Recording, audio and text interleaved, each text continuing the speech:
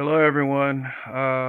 This is Kev, and this is Black Men Being Brutally Honest. Um, just wanted to say a few things, say a few words on the rumor.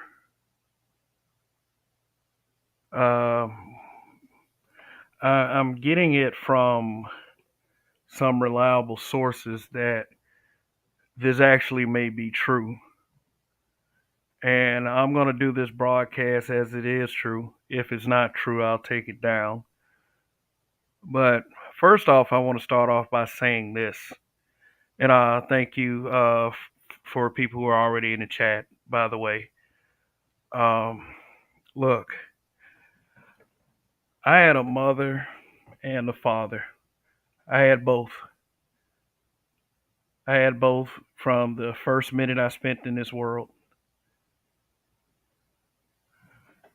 And they taught me a great many things. And one thing that they taught me, which is a great deal of, was respect. Respect for the people around you, respect for my elders, my family members, loved ones, to treat people like I wanted to be treated, and especially respect for the ones that's passed on. Now, I can't say that that distinguishment belongs to everyone, especially people such as, slave masters and such, but um, my parents gave me the general principles on how to be a respectful man. So let's talk about this gentleman that's on the screen here, Kevin Samuels. Can't say that there was much of a working relationship, or not. In fact, we never really crossed paths. Maybe one panel on Obsidian, but no, it was no communication between us. And Kevin Samuels indirectly helped me get to 2,000 subs quickly with a show I did on the issue with what's her name, Rebecca Lynn Pope, which was my biggest show to date. Yeah, which he actually showed up in the chat, and I ended up giving him a blue wrench because I mean, yeah, that's what you do when you're in this space. It's like when more popular names show up, just I just give them a wrench, especially the content creators as well. Um, yeah, but one thing I can say about this man right here is that I do have respect for him because, unlike very many black men, and I do put emphasis on the word black men, he had the courage to go out and say what was necessary, what needed to be said. And if anything, and this pun intended, this guy was truly brutally honest. And brutal honesty is something that is much needed, not only in our community, but throughout the diaspora, because um, we're a very fragile minded people. We're very fragile. And the way we get through that fragility is for some brutal honesty. So while I'm in utter disbelief at the news, parts of me don't want it to be true. Parts of me want him to go on the air, go on Instagram, something. You know, hopefully this is a death hoax because there have been celebrities that have had death hoaxes. Just like any celebrity you can think of, um, is had a death rumor. But This one right here, it hits. It kind of hits because I mean, we this is the kind of things that we discuss in this space. Not just for female sakes, but for men's sake as well. And there's a lot of people out there that don't want black men speaking the way not only Kevin Samuel speaks, but the way we speak here in the space as well. Um, D Rock Den, thank you for the super chat. He says we should know where we stand with most B dubs and Maggle's comment about this issue, pure evil. Yeah, yeah, it's truly a shame. That's why I talked that little bit about being respectful, and I was taught respect. And I don't care what a person has done. I mean, yeah, let me stop. I do care what a person has done, but words, it's just words, man. They're just words, and you know, he spoke. His words spoke volumes. So I mean, listen, listen up, and this is for everybody that's listening. Death comes for us all. We do not know the time nor the hour that it comes for us, but it's coming. It's coming. And unfortunately, from the way it looks, it came for Kevin Samuels. Yeah, is it? I will be one of the people that say that maybe it came for him a little bit too soon, but we're not we're not spared from this. None of us are. Hell, my day may be tomorrow. I hope not. My kid is still very young, but hey, who who hasn't lost who hasn't lost their lives and had young kids out there in the world? Like I'm not special,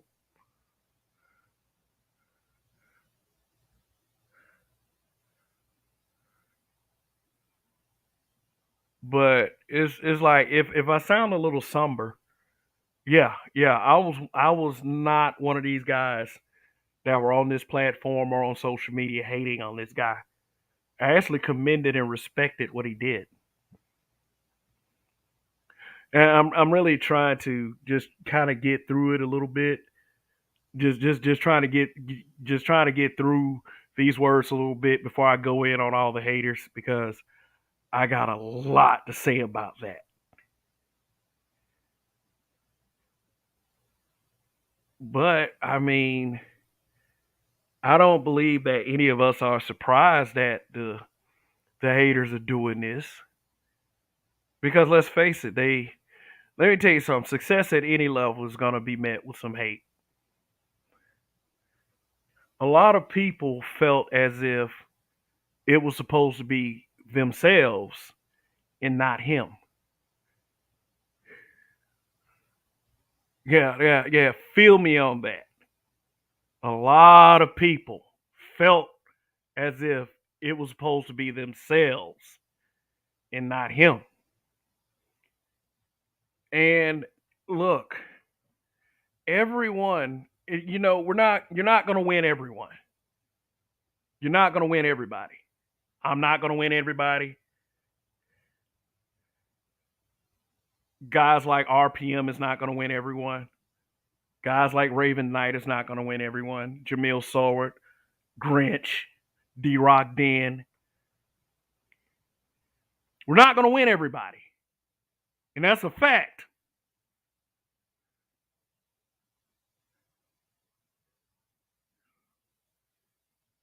All right, let me calm down.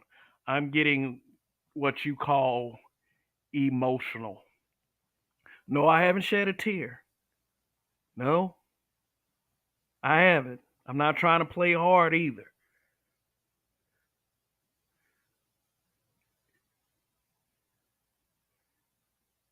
But I made a post earlier. I already knew that a lot of us ain't shit. I already knew it. I already knew it. It surprises me, but it doesn't surprise me. And whether y'all believe I'm speaking true words or whether I'm speaking a bunch of bullshit, here's what I believe. A lot of us just ain't shit, man. We're just not. And is devastating to me because I want to have this belief that we're better than this. I'm like, deep down, I know we're better than this. I don't care how mad someone makes you. If they haven't been malicious, if they haven't been completely just outright disgusting with it.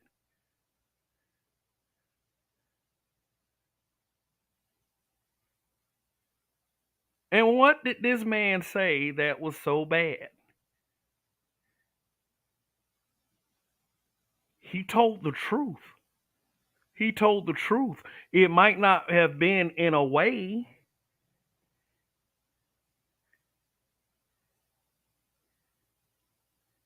It might not have been in a way that people liked or or people were comfortable and okay with, but these kinds of conversations aren't supposed to be comfortable.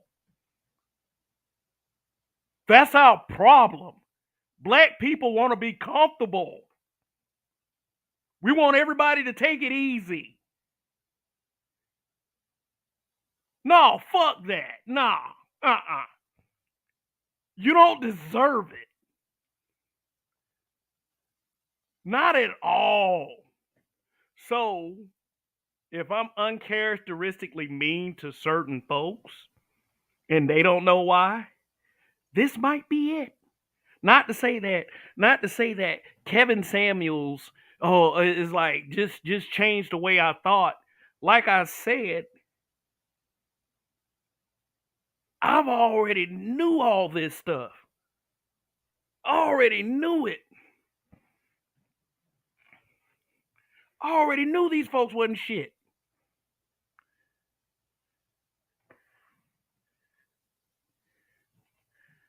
And yeah, and unfortunately, they about to have fun with this man's death. They about to have so much fun with it. And look, I'm gonna go ahead and say, hey, you know what?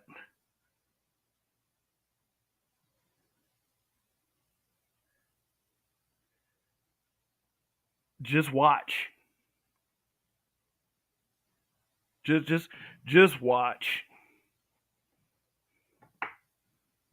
Yeah, I see a lot of y'all are in the comments. I appreciate you guys for showing up, to sharing this these bad circumstances with me.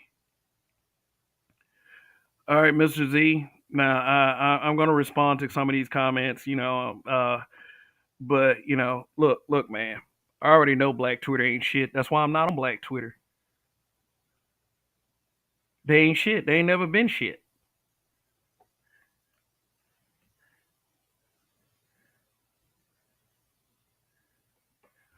What are they celebrating for? Do you guys really think that this message is gonna end with Kevin Samuels being gone? Do you really believe that it didn't end with David Carroll or whatever other influencer, God forbids, passes away after this? And yeah, D Rock D, and of course they're gonna be celebrating on YouTube. Feelings. That's what it is. It's feelings. It's always feelings. People's feelings are more important than actual tangibles. Just like with, how we vote. Feelings. It's always the goddamn feelings.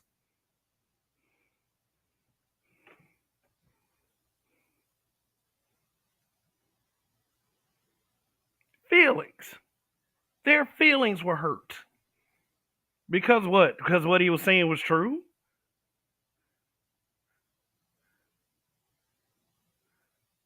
Jamil Sawyer, no. I've never seen a black man celebrate the death of a black woman. Not even bell hooks. They might have said they didn't care. They're not going to fall all over themselves crying. But as hateful as bell hooks was to black men, nobody was celebrating her death like that. Nobody was saying ding dong, the witch is dead. Nobody was all over social media celebrating her death. No one. No, black men do not celebrate the deaths of black women.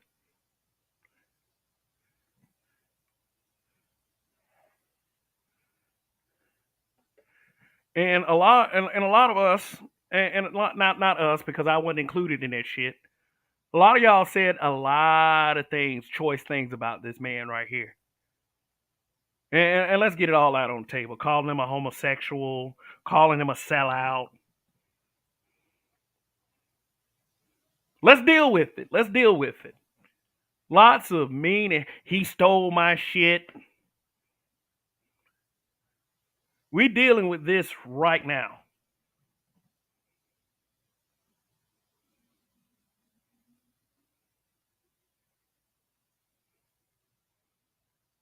Because, like, if you believe that this man's message is gonna be nullified just because he's gone, that's not gonna happen. I'm sorry to tell you guys. Let's deal with all of it. Yeah, we had a content creator a couple days ago. Is Joe Biden gonna cancel Kevin Samuels?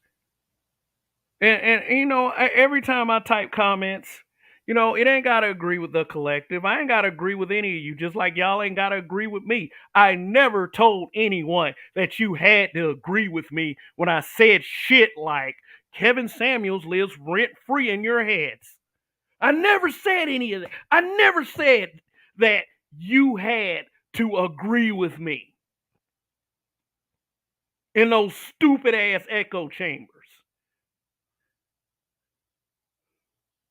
Never said it. But yeah, Kevin Samuels, because he got popular and went about his merry way and met all of these celebrities and kind of went mainstream. I ain't gonna say he went full mainstream. That dude was rent free in y'all brains. Rent free. Ain't nobody got to be like Kevin Samuels. Kevin Samuels is Kevin Samuels.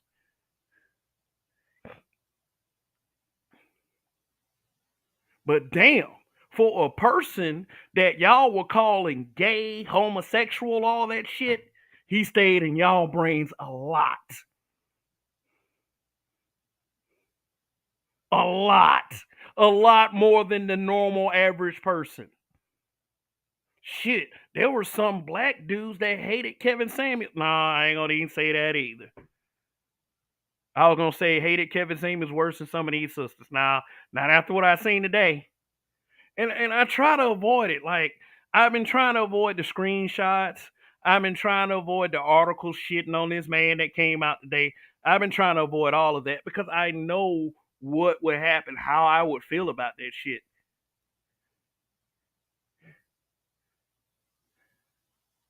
I know how I would feel about it. I'd be ready to cuss motherfuckers out. I mean, shit. I mean, like, I didn't watch every one of Kevin Samuels' broadcasts. I didn't watch every one of them. I wasn't making social media posts. Oh, you bitches ain't gonna get a high value man. You bitches are average at best. Maybe I should have made more of them.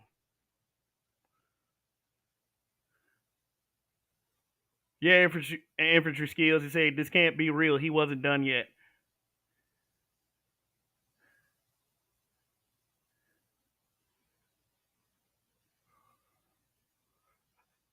Maybe I should have. when you're a black man that tells the truth, you're gonna get plenty of hate. I'm not talking about your truth. I'm talking about the truth. You're gonna get a lot of hate. You're gonna get a lot of hate from people that you don't even expect to hate you. People that you thought was your homies. People who thought you were your friends.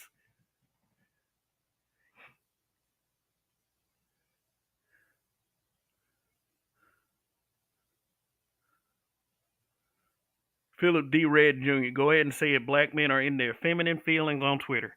Yeah, I've seen some. Yeah, I mean, I googled Kevin Samuels' name. I'm just trying to look to see if it was actually true. And then there's a lot of people that's saying, yeah, it's true. There's a couple of simps. Oh, he was misogynistic. Bad way to live his life.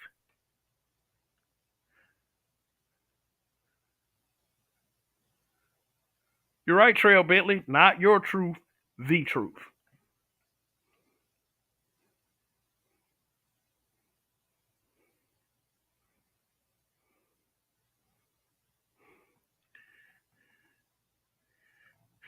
My dad is a war criminal. We're losing. The propaganda war information is due to their lack of unity. Uh, I don't believe that we're losing. In fact, we might be winning. That's why everyone is so pissed off right now at Kevin Samuels. And what I'm trying to tell you guys is basically this: is he's dead, but the message isn't.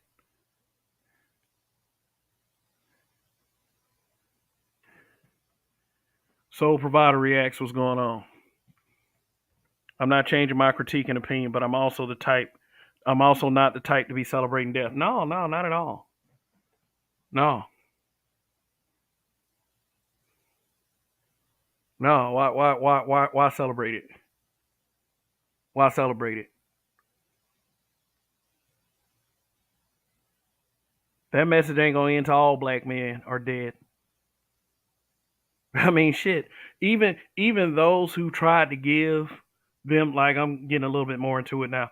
Even those who tried to give these B dubs a benefit of the doubt, the benefit of the doubt is being erased right now.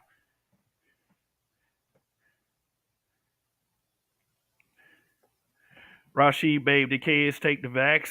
I mean, push whatever narrative you want. And by the way, I'm still to this day unvaxxed.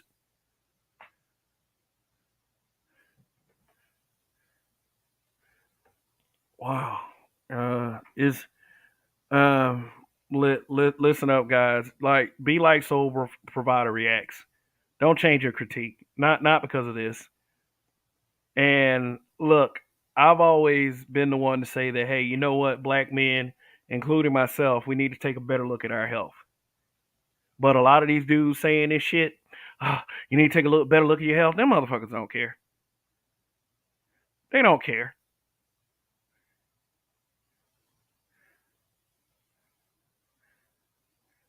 Oh, black men, y'all need to take a little better. No, no, no, no. Those folks are just being condescending. But I'm gonna tell you the truth. Just look, guys, go for a walk tomorrow. Start drinking more water, and stop letting things stress you out so much.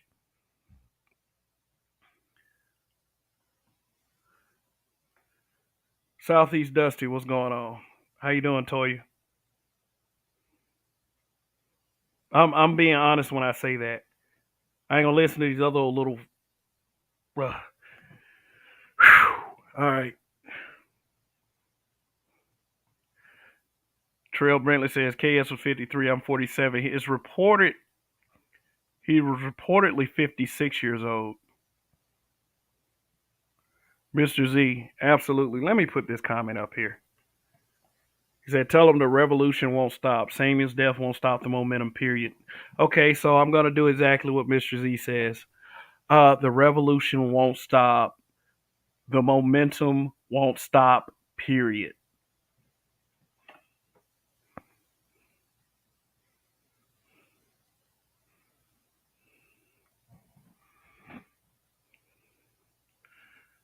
Blu-ray.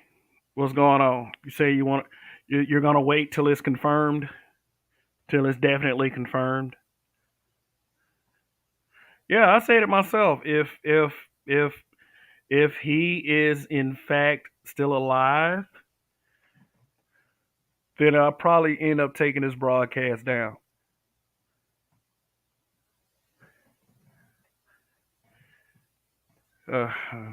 Let's not. Yeah. But I'm gonna restate a couple things I said at the beginning of this. Kevin Samuels indirectly helped me get to 2,000 subs quicker than I thought it would be.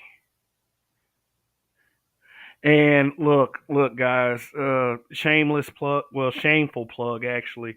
If you're new here, just if you would like to, I know this is a bad time to say this, but hit this subscriber button if you want to listen to the rantings of a level-headed black man on YouTube. Just go ahead, hit the subscriber button, and and I will at least be respectful. People who have been watching me knows that I'm a respectful guy. I don't disrespect the people who are in the chat.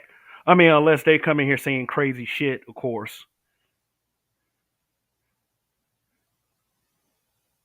You know, I'm not disrespectful to the panelists.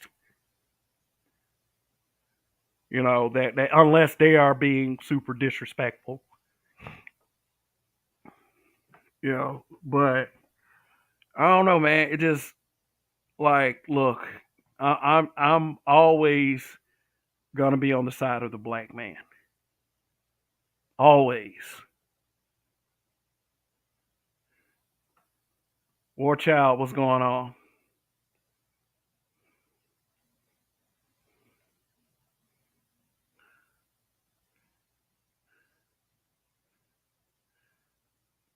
I'm always gonna be on the side of the black man.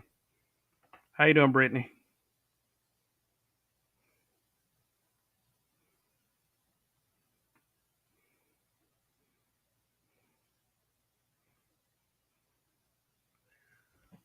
This is nuts. This is nuts. I mean, it's like this man was still on his rise, and it happened so like 56. Like he was what, 53, 54 when he started taking off. This man was still on the rise. He was still on the rise. I mean, this guy lived at least 3 or 4 lifetimes in the past year. I mean, met some great people, did some great I mean, did some great collaborations.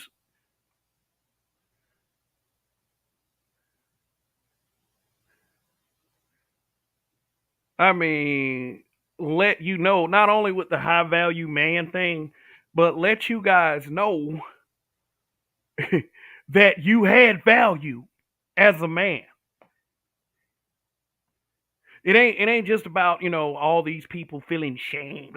Oh yeah, he was shaming black women. He hated black. He ain't hate black women.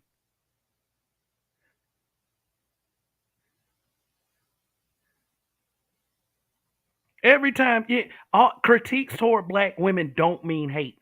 Let's repeat that. Critiques toward black women do not mean hate, but obviously there's a group of people that think it is. So my suggestion to them, nigga, don't walk outside.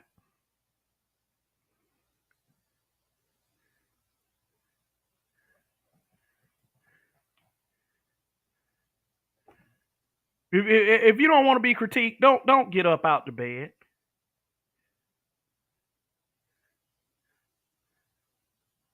There's always going to be someone that's like that. In your life, there's going to be someone that's like that. Stop acting like this kind of shit is brand new.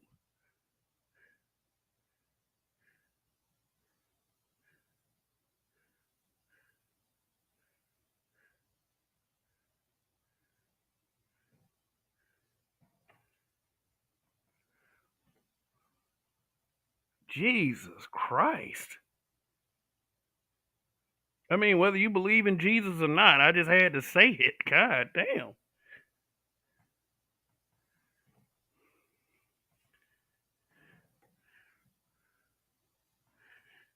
Red Planet Photography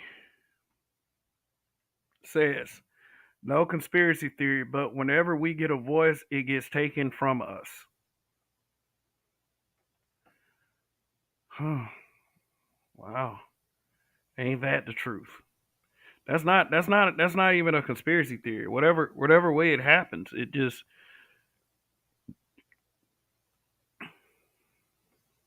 hmm. Yeah. But like I said, I'm glad that, a lot of people have showed up for this one, showed up for this broadcast to help me, in a way pay my respects, pay our respects to a guy that is right now a martyr. All that hate he's receiving right now, he's a martyr at this point.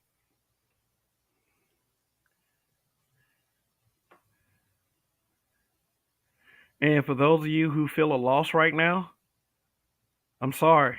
I'm real sorry it happened like that.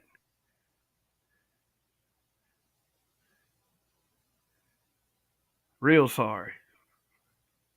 My condolences. I haven't even said it yet. My condolences to his family. This guy has a family.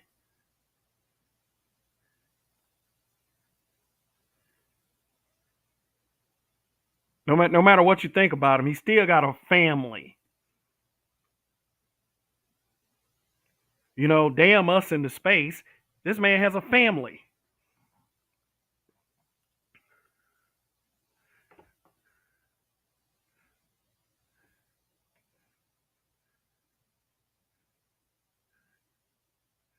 Oh, and don't come in here being disrespectful. Don't do it. Not tonight. Mods, you are free to have at it.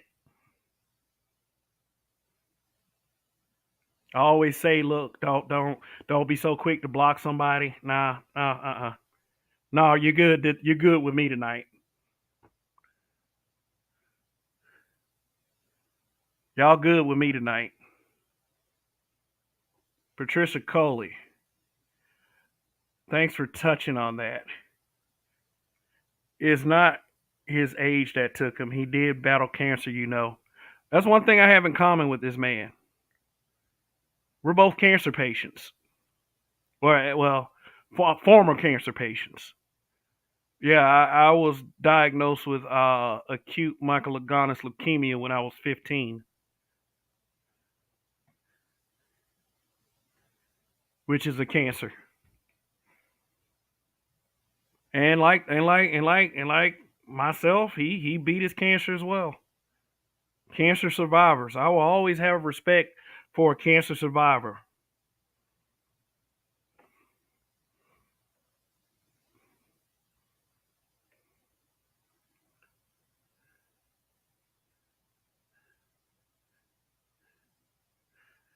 Soul Provider says gender war going to cash out this week.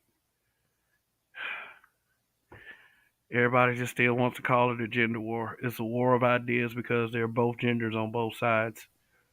Maybe it is a gender war. I don't know.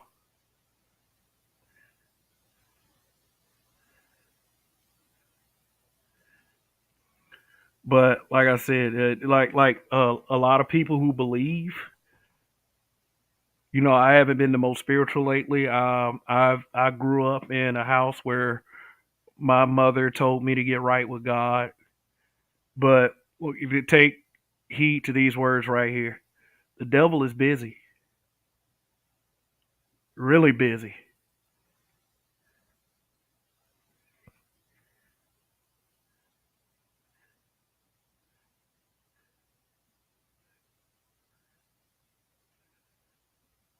And look, I know a lot of you guys. I know a lot of you guys. You are a lot of you guys are in disbelief, and you don't want it to be true.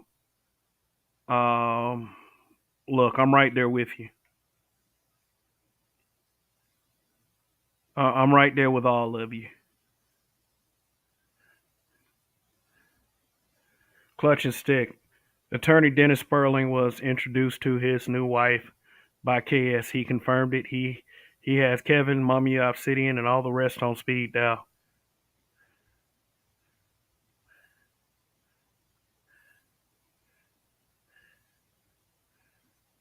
Bushman. Why do y'all want to kill him? He's alive.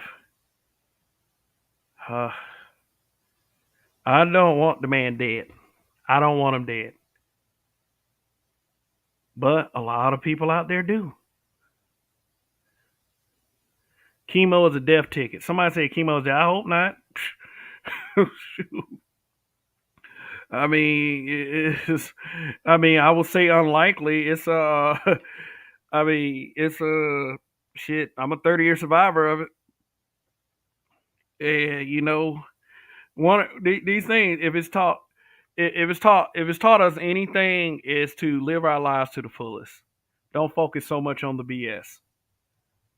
I see Greg is in the building. Let me see. These comments are moving kind of fast. So, okay. He said, I'm devastated. My heart and serenity got ripped off. Uh, fuck it. Bitches is celebrating. Yeah. Zuri F. I was really hoping you and Cav could have made a tape for me to rub to, but now he dead, so there's no. Huh? What? I don't know how to take that, but thanks for the $5.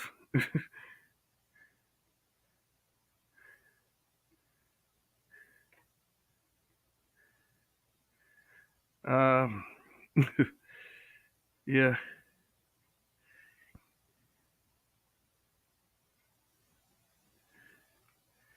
yeah. So, like I said, we're here to pay tribute. We're here to pay tribute.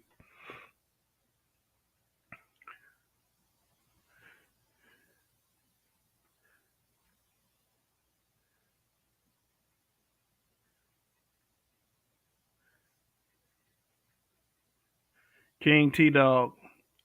If Kevin gone, I'm just done with YouTube. Period. Well, people are gonna deal with this in different ways.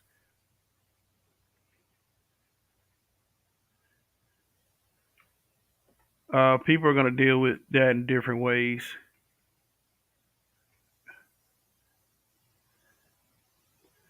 Raven Knight. Ammo passes to the mods. Power up orbs to Soul Provider. Euphoria Makings says, I like Kevin. I hope this is a hoax. Hoax. Me too. Lynette Jones says this ain't true.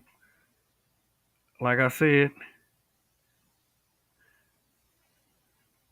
I'm 50-50 on the whole thing, but still a life gone, so R.I.P. I'm just going to tell y'all the truth. I don't give a fuck who's 50-50 on it. The hell that's supposed to mean anyway.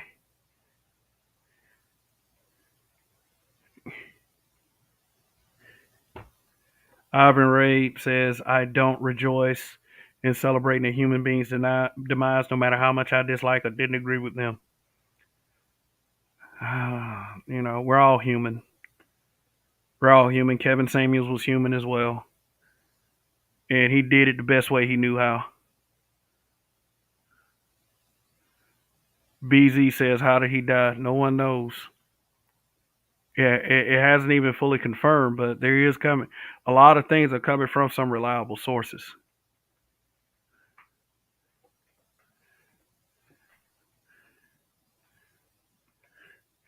Cowardly Savage. Cowardly Savage. Actual tragic how many people celebrate his death. R.I.P. Wow. Let me tell y'all something real quick. If I ever get divorced, I'm not doing it again. For what I'm seeing is out here, nah, nah, it's not. It's not gonna happen.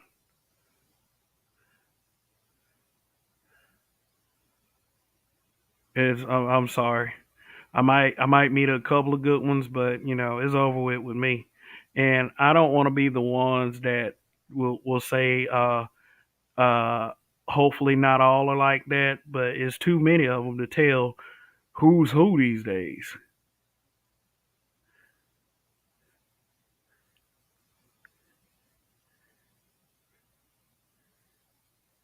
And I mean, like he didn't like it's just like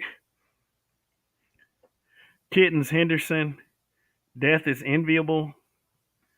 That death. I don't know if you meant enviable and inevitable, but at one point in history, death was celebrated as a passage to the afterlife for those who earned it. You know, I mean, that was just an old timey custom.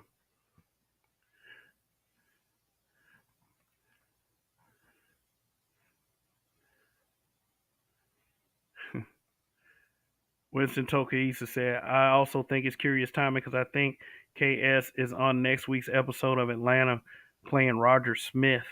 Hmm. He was a workaholic. He got the knowledge out. He surely did. Only people that didn't like him don't like the truth. And that's kind of a narrow statement because it's just look, be a black man that has the balls to come on here and tell the truth to any of these people. You're gonna be met with hate.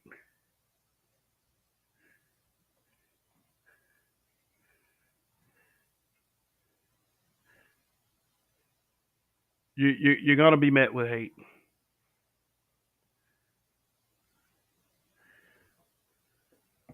I want y'all to understand that as a black man, if you speak the truth at any point, you're gonna be met with hate. And thank you for to Greg for the cash app. I really appreciate it. I really appreciate all the support I get on this channel on a regular basis. Omega Dreads Gaming channel says that I still think it's a lie. I still think it's a lie, and I'm gonna tell you just like I told everyone. I hope it's a lie too. I really do. But in light of all the haters, I did glad at least I did find this picture right here. That's for the haters. There's not, and even if I disagree with you or you had a toxic way of going about things, say for somebody, if say for instance, if somebody like I would say Cynthia G would pass tomorrow, if someone like that would pass tomorrow, I ain't gonna be on this social media celebrating that. I ain't gonna do it. Cause like I said, I had parents that taught me better than that. I had a mother that taught me. But yeah, I had a black mama. Your mama black for all of you out there. My mama black. She taught me better than that. I had a father that taught me better than that. And I know some of you might disagree.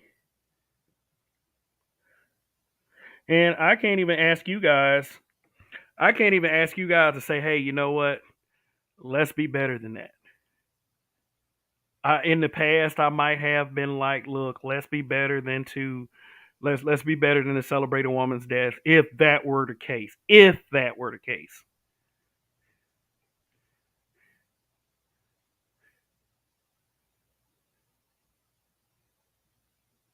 but I don't even know if I can ask you. It seems like this celebrating death thing is just an unstoppable train. But I'm letting you guys know that I'm not gonna celebrate anybody's death. It'll just be in poor taste. It's not who I am.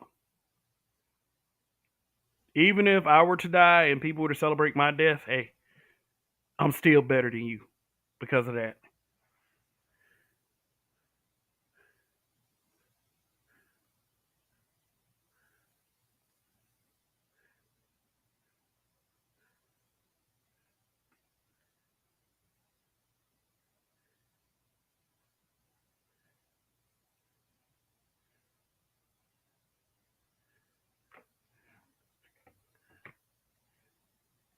Mega Dreads Gaming Channel say I'm coming back to hunt y'all. Shoot. I don't even know. I don't even know if I do that. I wouldn't waste my time. I'll go shoot everybody who's already in the afterlife, like my mother and my best friend. I'll probably just kick it with them and wait for everybody else to come along. My grandmother and my grandfather. People like that. The ones I never met that were here when I was a baby. You know.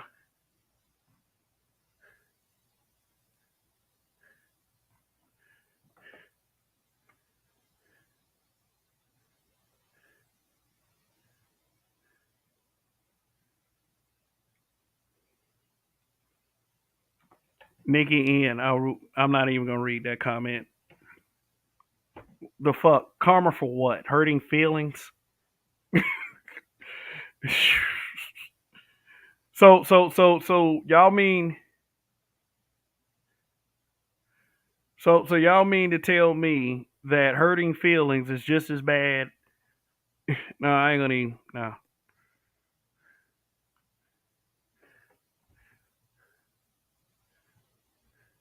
Robert V. Is he really gone? I hope not.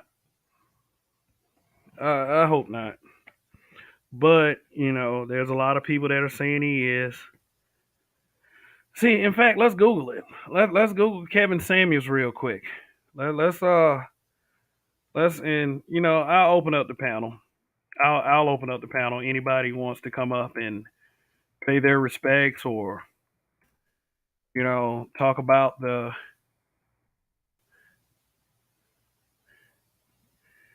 Let me see. Let me share this screen real quick.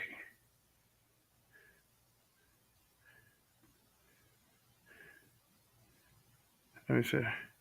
Oh, the cut 209 says his message was really about the average male getting disrespected by women who wanted high earning men that did not want overweight, non feminine baby mamas.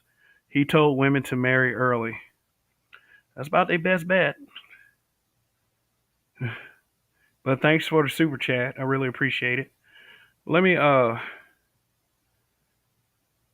let me go ahead and share the screen real quick because I just Googled Kevin Samuels. Let's look up some things real quick. I refuse to go on Black Twitter. But Revolt 2 hours ago, controversial new YouTuber Kevin Samuels passes away. 107.5 WBLS breaking news. Kevin Samuels passes away at 56. Let's see what it is. Let's see what they have to say.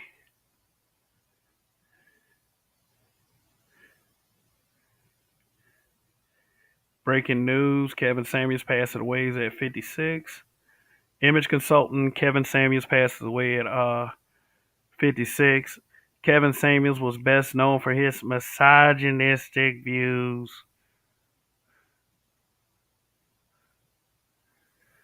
Oh God, let me click off this fucking article. I mean, it's the truth. It's what people are saying, but I mean, it's not the truth in that way. But I mean, people. I mean, I know I won't be able to hide it from you guys, but I mean, seriously, I'm not. I'm trying not to get too mad about this.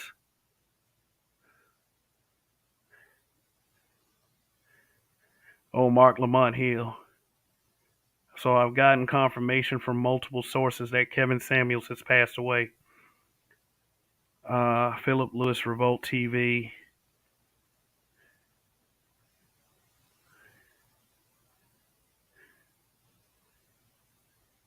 Said 3 hours ago, unverified death reports about self-proclaimed relationship guru and image consultant. And they talking about something he was being divisive. Oh, get the fuck out of here. I don't mean to do whataboutism, but there were plenty of fuck them, pretty broads out there that said much worse shit about black men as a collective than Kevin Samuels. All right. All right, I'm gonna stop sharing the screen.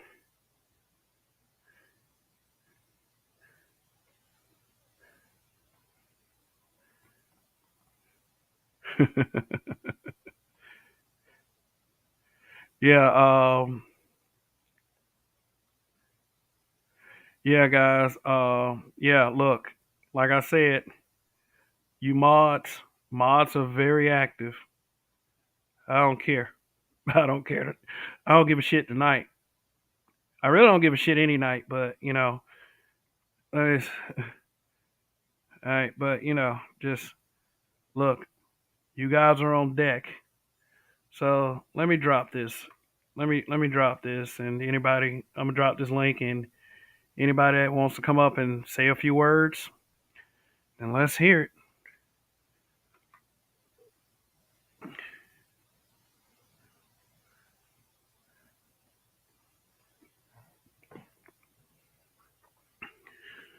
Yeah. RPM said, "Oh, this is the comment he said a second ago. He said that his frat already confirmed it. Oh shoot! I mean, if his frat confirmed it, then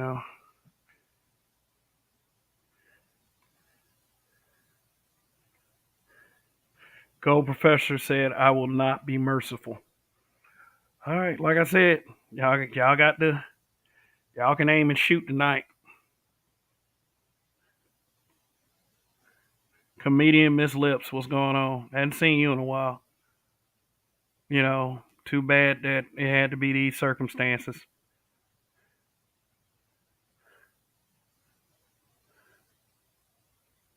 Shoot.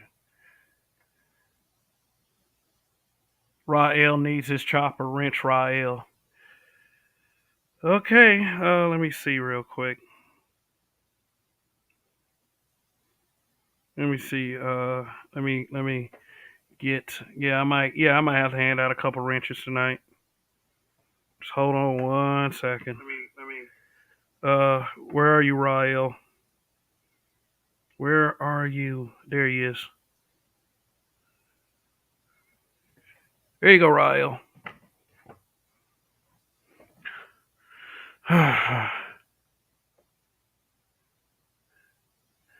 Mr. 86. Truth is, we all gonna take that ride one day. It's coming your way every day. Uh, ooh. Everyone's saying this. Like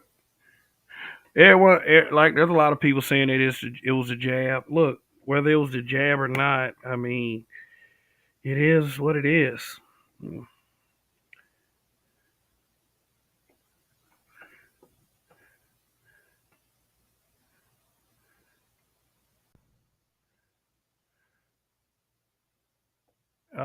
Fanny, I don't know you. You can go. Yeah, yeah. Hop down. Hop down.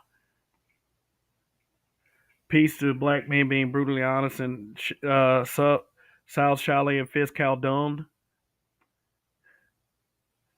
All right, I see Toya. Yep, that's her. Uh, okay. Hi, Kev. Hey, Toya, what's going on? I'll be brief. I just Okay. want to honor Kevin Samuels in this moment for bringing me to you. Hmm. Because Yeah. if it wasn't for the algorithm of his videos almost 2 years ago now, I wouldn't have come across your channel. And so it's a very somber moment for me with reference to just his connection to you to me. Uh, and for all the guys that are listening, I'm not one of the women that are rejoicing in his death at this moment because I realize the weight of his message. And like I said, I will just be brief and say that I'm honoring his life by being grateful for having been introduced to this space. Hmm. Yeah, yeah. Well, what you're saying is absolutely true. Yeah, you did find me through him, so I yeah. At least we got that to fall back on. I really appreciate you saying those words. And I appreciate you. Yeah, absolutely. Yeah. So Yeah, we got Azriel and Rael up here as well. So Hey man, I just want to say I've been in the manosphere probably since I was 18. So I'm like 27 now. I've been here since like the beginning of the eon. So I remember when Kevin was introduced to us through BGS, and I know even though I wasn't always wholeheartedly against for everything that he says, I remember when he got a lot of backlash, which I thought in a way was unnecessary. Um, I didn't agree with him on everything. It was the irony is that I didn't agree with him on the whole concept of men being married in order to get into higher positions. But the irony is that it took me maybe about a year or two later to realize, like, yeah, damn, he was right. But his whole concept was to, in my opinion, was to try to solidify whatever is remaining of like the black middle class. Um, he was different in the sense that when he came in, he wasn't for saying down with the gynocracy, or he never gave a Derek Jackson approach. He just always believed that men should have to prioritize having the best image, whether it's how you conduct yourself in social settings. He always talks about his digital footprint, so on and so forth, wearing suits. But with that being said, I believe he influenced me a lot amongst a lot of other people in this space, all the concept of working 60 hours a week. And although I didn't agree with, the funny thing is there was another thing I didn't agree with him in terms of getting two jobs. I believe that if anything, if you have one job, try to translate it over to do going to school. But last year, when I was literally going to school, had my own business, and I was working. So I would say in a way he inadvertently manifests that kind of like energy or personality into me in terms of working 60 hours a week. Like if you're not where you are in life, it's like shut up, stop complaining, hit that 60 hours. When Malcolm Gladwell always talks about the 10,000 hours to master anything. So in other words, what Kevin was saying is that if you wanted to get where you want to be, if you feel as though you're stuck in a rut, have that as a parameter to say, am I working hard enough? Am I clocking in the 60 hours to get where I want to go? But he's probably one of the most hardest working black men I've ever seen, and that's saying a lot, you know. And he did a lot in the span of time that he was on YouTube. I remember when I have his playlist still of all the perfume, the colognes and whatnot, and to see how he grew is truly a remarkable thing. His work ethic is unmatched. It's almost Kobe-like, to be honest with you. hmm. Hold on one second. Let me confirm something. Let me confirm if this guy's real or not. Uh, Japan Noob, speak real quick. Yeah, can you hear me? Yeah, I can hear you. I'm All just right. trying. Yeah, I've never seen you before, so I'm just yeah, kind of I just came cautious. out here. I'm one of the frat brothers. I'm one of the brothers of Kappa Alpha Psi, and yes, it's confirmed by his mother and several other senior fraternity brothers that yes, he has passed. Mm. Um, yeah, just to give you some, just also to give you some cut to the chase, because a lot of things were entertainment that he kind of talked about.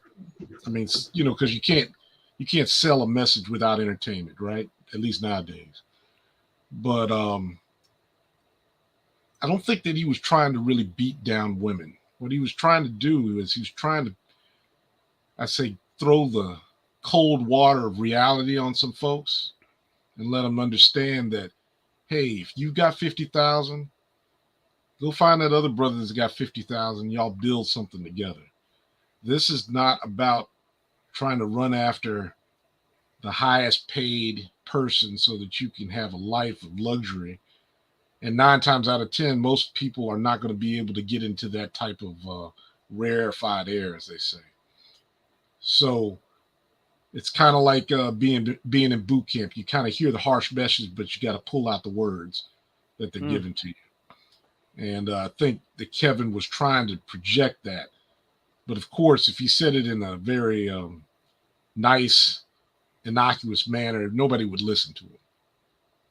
But that's what people need to think about is you got to understand your reality, and then you got to go from there and say, hey, look, how can I build this with somebody else? And not look at I'm trying to be the boss person, or I'm trying to live in this lap of luxury and not have to do anything for the rest of my life because of a Disney happily ever after type thing. So that's just I one of want the to. things. Yeah, go ahead. I wanted to point out what you were saying. What I realized, and people were saying in the chat too, in terms of Kevin, if there's anybody on this planet or in Black America that hated Kevin, hated black women or did not like black women, it's certainly not Kevin. You don't put this much invested energy into trying to rationalize with woman why is the need for a man, right? You know the concept people talk about it, shame, blaming, explain. But what I feel like the whole saying no good deed goes unpunished. If there was anybody in this space that actually gave a damn about black, it was probably Kevin. To be fair,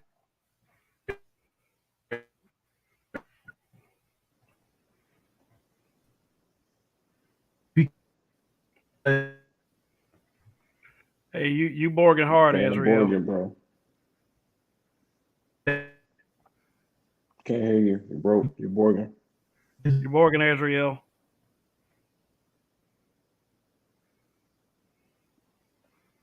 Well, while he takes care of that, we got War Child up here.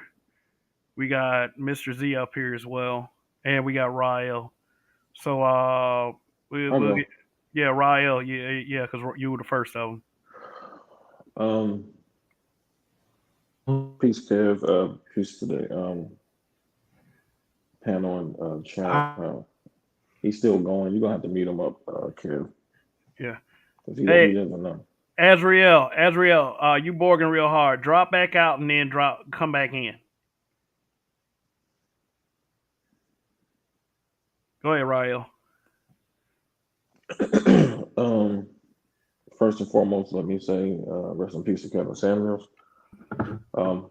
My condolences to his family, to his close friends. um, this is just a uh,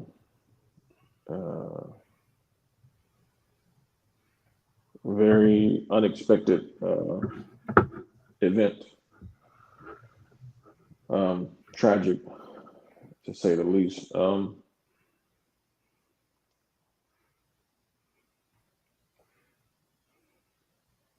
I think that the response to his passing, and this is just going specifically out to our group. This is to nobody else. No internet articles by non-Black people. I'm speaking specifically to Black America. We have devolved into the most meanest, mean-spirited, laughing at each other's pain, lack of empathy, cruel, selfish group of people that's out here.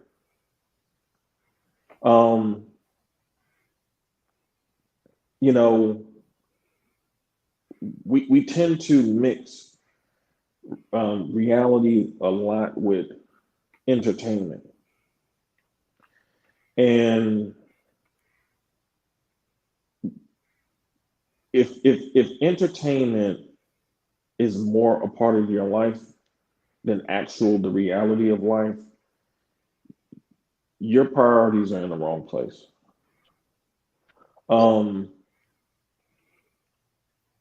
I've been saying for the past 10 plus years that the biggest issue in Black America, as far as I can see, is mental health.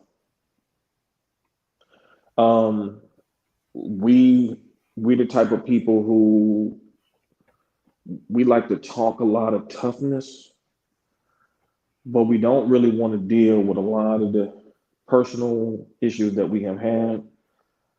A lot of those issues have come through the family experience that a lot of Black people don't really want to address. And what they end up doing is coming out here into the public and slinging dirt and mud digitally to other people that they view as their enemies to make them feel good about themselves. Um, and this type of situation, because we saw this with the passing of the late Kobe Bryant and his daughter, we saw females making fun of his death and also his daughter's death when Kobe literally was coaching a girls basketball team. Like he was so dedicated to the team, like he was so about the team that he wanted to get to the game so bad, and it probably was the reason why it cost him his life. Because it shouldn't have been flying in those conditions. Um, he's the one who was really put out there the concept of the girl dad, and this brother was sitting here, um, had people publicly state that he was the reason that they were able to improve, their lives. Um, and um, we have just devolved into just the lowliest type of people, man. Like we literally have people in other groups watching what we're doing. This man was able to command attention from people globally seeking answers from him. I mean, from Africa, from Australia, from Europe, from Canada. I saw people in Scotland saying reposting his stuff. He Right, said he was like reposting his stuff in a club in like somewhere in Ireland and Scotland. So. right. So he was making such an impact because we could sit here and talk tough, and act like we don't need people and stuff like that. But we're not even biologically designed to not need people, especially when it comes to the opposite sex. We're not Well, even. We're not I even. wanna piggyback off of something that you Hold on. mentioned. You guys both mentioned Hold a on. moment ago. Hold on. Let me finish. I'm not finished. Park the truck first, bro. We have That to ain't my truck. somebody. Yeah. So, um, because at the end of the day, when you get to those elder years, you know, um, who's going to be there with you? And what he was able to tap into was the reality of that experience in the long term. You know, content creators can come and go, but your life trajectory is still going to go through the same course as everybody else that's gone before you. You're going to be young, you're going to be middle aged, and you're going to get old. And what do you want that kind of life to look like? What kind of relationships? Matter of fact, you cannot even have a high quality of life if you don't even have the ability to build relationships, whether it's personal or business. And one of the things that he was talking about was talking about that, whether he was addressing black men in terms of being much more business minded, whether he was addressing the women who to seek much more stable relationships. That's what life is really all about. Like we really do connect with people. We do connect with each other through emotions, but we also disconnect with people through emotions as well. And his life experiences were driving him to show people like at the end of the day, like you want the relationships, you need the relationships. All this, if all the people out here without the relationships were so happy not being in relationships, why are they so angry all the time? Why are you coming out here fussing and cussing all the time? If you were really happy with that life, why do you need to go from channel to channel, stalking channels of people who talk about marriage and bringing people together? If you're really happy with that single life, you're not happy with that life. You're miserable and you want some company. And unfortunately, we have devolved into such a group to where the women who are supposed to be the leaders in emotional connection, that's where we're supposed to learn how to connect emotionally, is through women, through mothers first, and later on through our wives. And They're the main ones driving the vitriol. And when you see a situation like this happen, and women just take to the airwaves celebrating in a demise, you really see why we have so much confusion in Black America as it is, because the primary people who are responsible for the emotional well-being of any group, which is going to be the women, are the main ones who are driving the actual fighting in the group. Yes. Mm-hmm. Yes. So real quick, because obviously you can hear me in the background, I'm at work. You know, something that I wanted to touch You're on. not the only one at work. No, I'm messing with you. Yeah, I know you. I know you at work too, Mrs. Z. I know it. You know, we stay out here working. But, you know, it really touched me in a way, and it's also disparaging, not disparaging, but disappointing that he passed, because in a way, he took on a mission that BGS asked of him. Now, a lot of people don't know about that mission because a lot of these people weren't around back then. But a lot of the conversations that Kevin Samuels brought out to the people and introduced to the world were conversations that stem from our topics 6 and 7 and 8 years ago that no longer are on YouTube. That some of these streams you can't even go back and watch anymore. You know, and it's an ode to all the work that not just he has done, but we have done collectively throughout the time that we spent in the long hours of the night talking about these topics. So when people ask us anytime in the future about what we did, I think it's clear now that we made an impact, whether we like it or not, for better or for worse. You know, we did attempt something. Now, we didn't do it individually. He did it. He took on that mission. So he gets the credit. But nonetheless, this has been touching, and my condolences go out to anyone in relation to him. And that's really all I have to say for now on it until I gather my thoughts, because I just found out about this about an hour ago. So I'm going to take some time to think on it. You know, I've only shared a handful of conversations with the man, but he seemed like a good guy. And I wished him nothing but success before he even started talking to the ladies. So, I mean, it's a sad state of developments. You know, I don't know what else to say, man. Anyway, I'll catch y'all later. I'm gonna listen. Peace. I was gonna say something before, like my my StreamYard got cut off.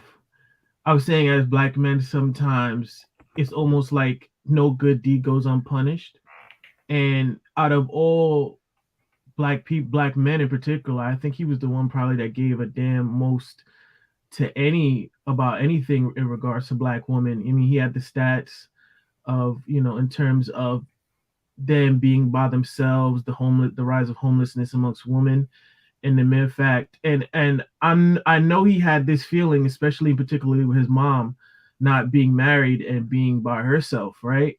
Because I can speak from my experience. You know, I have concern for the women in my family, particularly my closer female relatives to me, and I think that was an offshoot of what he was trying to promote in terms of having strong familial ties and building marriages and whatnot. People always talk about the SBE thing, but my whole thing is we always wonder why other communities are so successful, and people always want to push it to the side. It's easy to say it's white supremacy, or it's easy to say that, oh, it's, you know, it's racism. But the mere fact that I remember when I was a kid and we were studying like a lot of Asian cultures, and the whole concept was that the middle-aged adults, they were the ones that were going to work and they would cover for the family while the elders would watch the children. So it was a cycle, right? Basically, Kevin was just trying to say, you know, basically we just need to care about each other a little bit more, regardless of how much money you make. And you need to be able to humble yourself and understand that you got to be communal. And in order for you to thrive, you have to rely on another person. No one is an island amongst themselves. Everybody's interdependent. And unfortunately, a lot of Black women couldn't see that, you know. So Wow. Yeah. Yeah, we got War Child, Mr. Z, and Divine Mother. So, War Child, what's up? You know, to me, it seems like a lot of people missed the ultimate message that he was trying to put out there. And one of the most important things he said as far as haters go, you don't give them the time of day, you don't give them the fuel. They are not important because they'll get in the way of your goals. His ultimate goal wasn't just trying to get people together or get men to realize how their weaknesses will hold them back. Same with females. His ultimate goal was to try and build us a Black society. Now, granted, at the rate it was going to take time and effort and acceptance amongst all Black people. People saying that this is the culture. I hate that word. I hate that phrase. This culture wasn't built by us. This culture was given to us to make us billboards for other cultures to sell multiple things to other people. Kevin saw through that. He had a marketing degree. He saw the game. He knew what the plan was. In my opinion, this man was trying his best to save what was left of Black society and make it our own. And me personally, I'm not mourning this man, because the minute that you mourn your heroes is the minute that you forget about them. Mm-hmm. I'm taking his teachings and I'm putting them on the tablet of my heart. And I'm going to continue to push forward my agenda to get our image back. I don't know if it'll happen. I don't know if it won't. But I will do my best to make sure it can. Because my platform right now is about Black people and firearms. And I know we all saw that picture with that girl going to prom who got kicked out of or expelled from college because of that picture with the firearms. It's to be expected. They're playing stupid games that got stupid prizes because our image does not allow us to do anything like that. Because we were sold the gangster mentality, and he saw that and he fought against it. So if anything, I advise you all do the same thing. Do not let this man's teachings go to waste. If anything you get out there, you put your message out and you get our image back. YouTube isn't the only platform we can do this on. There's multiple others out there. Even if you got to build your own website, whatever. We need our own Black society. Period. His death does not stop here. Yeah, War Child. Man, thanks for that, man. That was uplifting to me, man. And yeah, you've been a friend of this channel for a while, man. So your words are always valued and appreciated, man. And knowing that, you know, even with that, you're always welcome here, man. So, you know, sure, I appreciate it. And let's see, Divine Mother, then Mr. Z, because I know Mr. Z has a lot to unload. So I'm gonna let you go first, Divine Mother. Oh, thank you so much. I appreciate you for that. First and foremost, I would like to express my condolences for Kevin Samuel's family, as well as all of his loyal followers. And it is my firm belief. I wanted to come on here and express the fact that I saw Kevin as the cry out in the wilderness. He was the voice to bring light to this issue, this problem that African American male and female, due to a trickle down effect, coming from way back in slavery. We dropped the ball. You know what I'm saying? There's a lot of healing that I believe now has to take place. And Kevin pretty much set the stage for the healing to begin because he brought the hard conversations. He confronted Black women. And I agree 100% with Kevin, because Black women as a collective right now, just from my personal opinion, we're in a very toxic state. We're in a very low vibrational state. If you just look at how Black women present themselves with this image that they have, it's not appealing to the Black man because it's not real. Everything is fake about us. Everything is phony. We're not our true, authentic self, but it comes from a lack of self-love. It's a lack of self-love in the Black community. And like I said, it's coming from childhood wounding, childhood trauma that's never been healed. And I believe that's where it has to start now.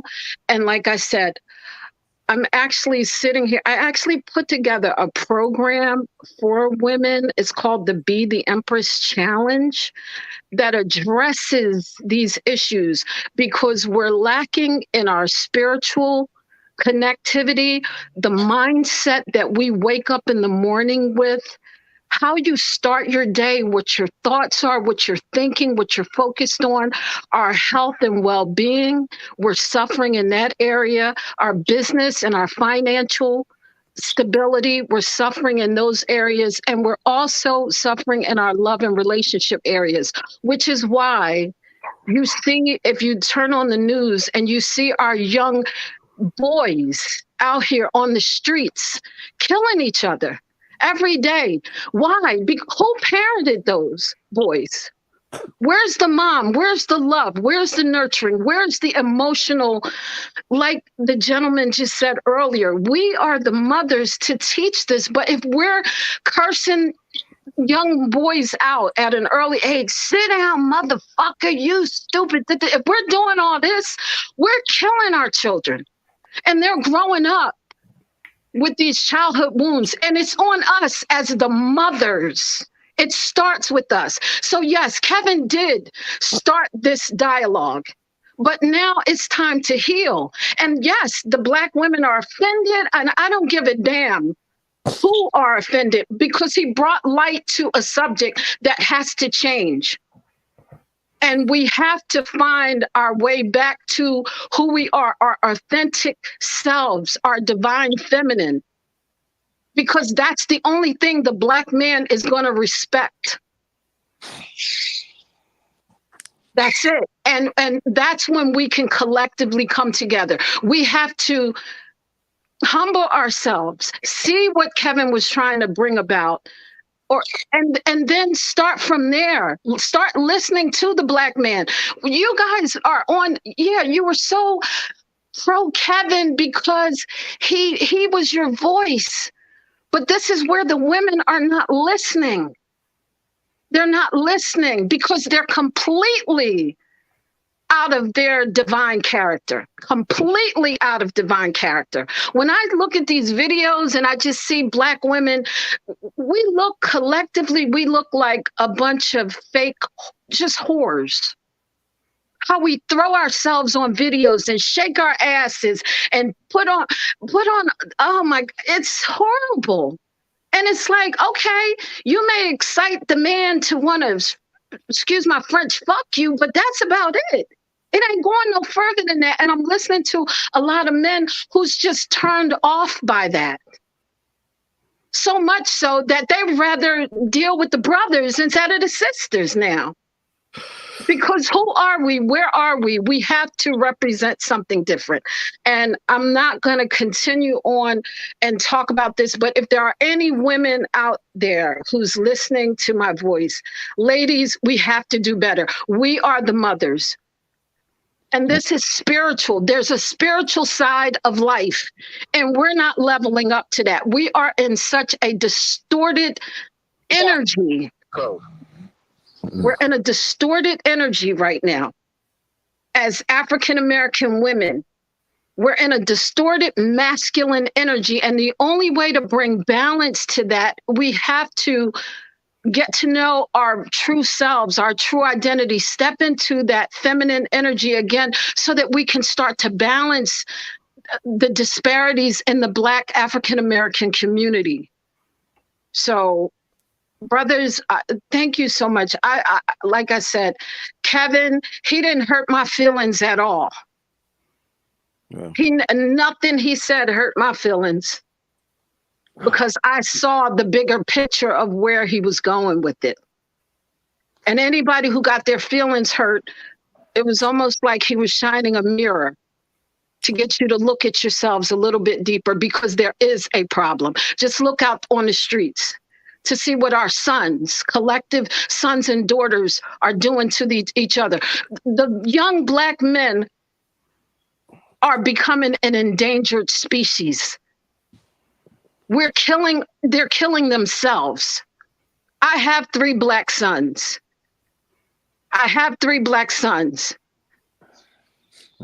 And they're great sons, in my opinion, because I raised them to be decent human beings. And that's what they are. But I showed them love. I showed them respect. I care. I give a damn about my boys. Okay? So we're going to keep this. I want to get in touch with you guys.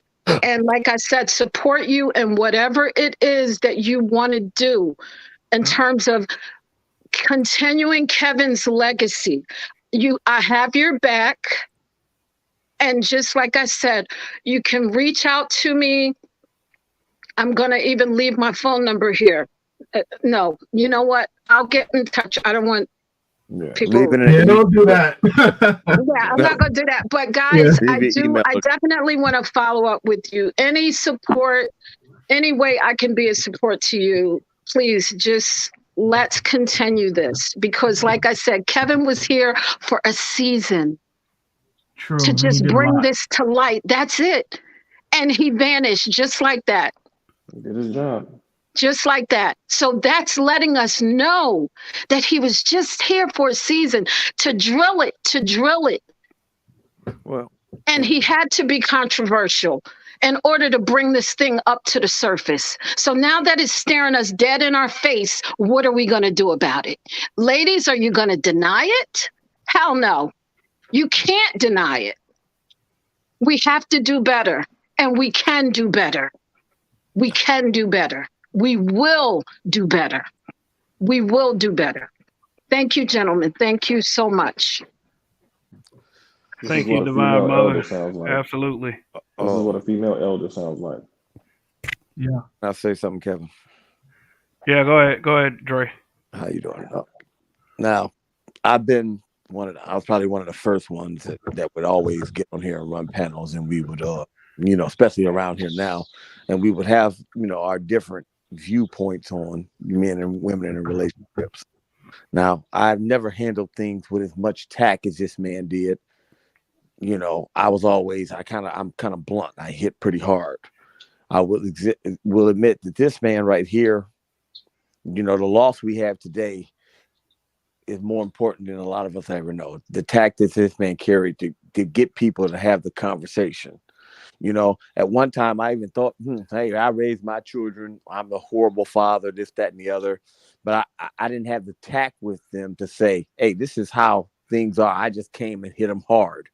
But now that I see that, if people was actually listening to what men are actually saying and just letting them know, well, hey, they do care about how we feel, how we're coming up. It was nice to see that other people, could do it a lot better than maybe I could.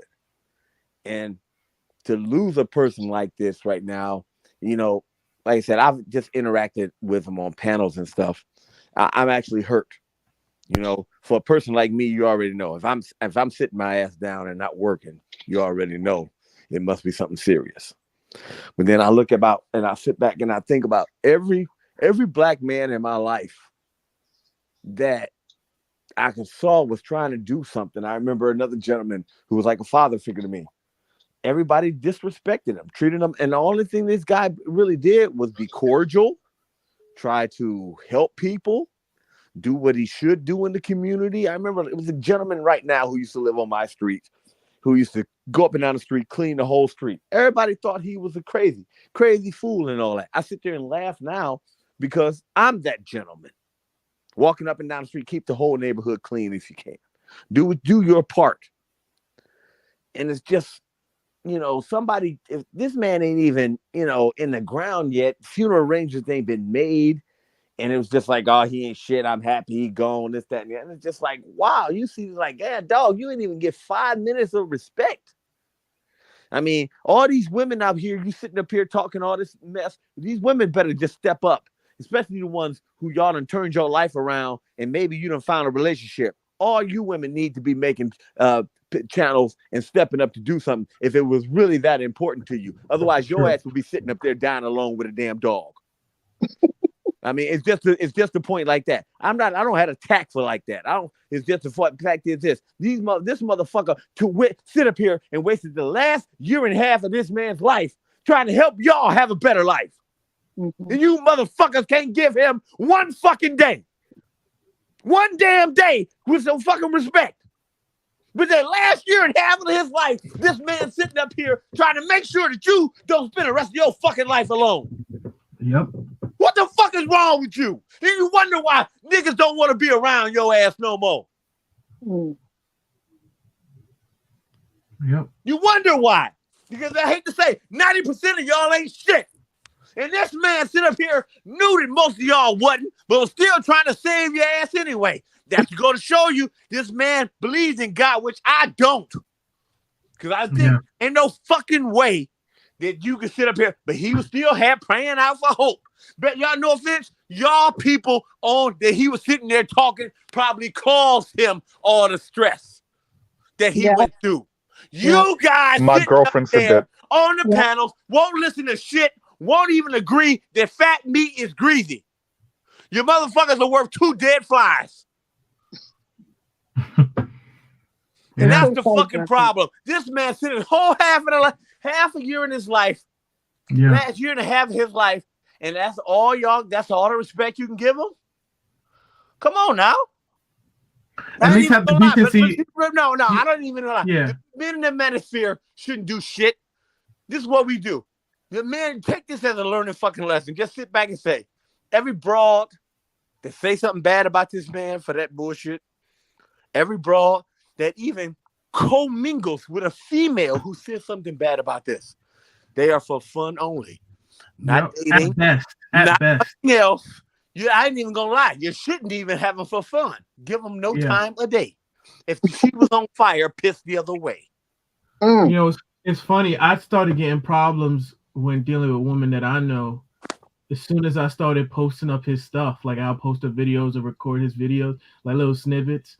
And I've had girls comment, like my pictures on Instagram, and then they see me post something on Kevin, or I'll look at their Instagram profile and see them bash Kevin, and I tell them, like, right before they leave, like, hard eyes, I'm like, you do know I listen to Kevin, right? I just off the rip, they're like, oh, another one. It's always the good brothers that are always listening to him, and I've had, they call us Samuelettes.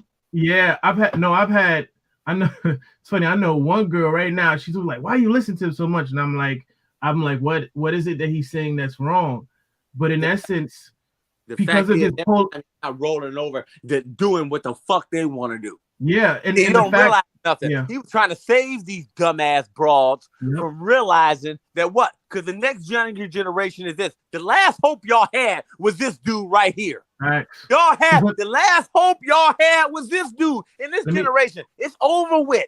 People my age, my son ain't even giving black. I got 2 boys. They only see me date black women. They won't give black women a time of fucking day. Oh, Now that's bad that my son can sit up here and come up with rebuttals to telling me why not to date a black woman. Mhm. That's fucked up. When you really think about it, you was raised by a black woman. You only saw your man, your father, dealing with black women. And what do you say? I can't even combat none of his sayings. They're too argumentative. Like I even sit there and joke with my friend I'm at work with. It's like y'all, these black women roll out of bed with a fucking attitude. I said I was gonna make a damn meme where they be like, oh yeah, they're getting ready, going to work, putting their makeup. They walk down there, walk out the door smiling. Oh shit, forgot something. Run back in the house and come out with the mean face. Like, yeah, I left my attitude back there. Because you motherfuckers roll out. They're like, God damn, do y'all motherfuckers roll out of bed with a fucking attitude? Then you wonder why nobody don't care. You wonder why people, oh, we the least unprotected. No, motherfucker. I hate to say something. As of today, y'all gonna see how much protection y'all have. Because I hate to say, that was one of the last motherfuckers fighting for you guys to have anything. And y'all gonna wish that man was still out there making content. Oh yeah, it's about to get ugly now. It's really about to get ugly. Yeah, and we weren't firing too many of these shots. I mean, we were just telling the truth of our experiences. But like I said earlier, you ain't never seen none of us out here, right? Like jumping out here celebrating the deaths of any black woman, no matter how toxic, no matter how trashy her word was about black Died men. with him. Yeah, but I'm gonna let you know, women, you better realize it today. The shit died with him. All right. Well, we got Mr. Z, then Black Guru. I want Mr. Z to go ahead and get in, but Dre, I could hear Dre go on for the next hour because I was feeling that, boy. I don't blame you one bit, Dre. Not at all. I'm just tired. This man, come on, man. A year and a half. You guys sitting up there. This man didn't even think about you. Oh, he might have made some money. The nigga didn't have no time to spend it. Because what was he doing? Constantly working on his craft, going around flying to do this nigga was staying tired. Think about it. The man, even on his damn birthday, when they was trying to get the nigga to sit at home, he like, no, I gotta do the show for y'all. That don't sound like a motherfucker that's sitting up there just living a good life. He was sitting up here putting this last year and a half for you guys. And y'all dumbass women, what are y'all gonna do? Sit up there and just talk about it ass afterwards. I was gonna ask you this. Can you hear me? Because I was gonna say, because I was getting cut off my StreamYard again. But I don't know how old your sons are, but I'm like in my age group, I'm like a younger millennial, and most of my friends are like more closer to the Gen Z. And I used to think that the whole when like Mr. Z used to talk about it, about like a lot of the younger black dudes are not messing with black women. I used to think maybe I was an exaggeration. I didn't realize until like I started getting connected with a lot of my friends.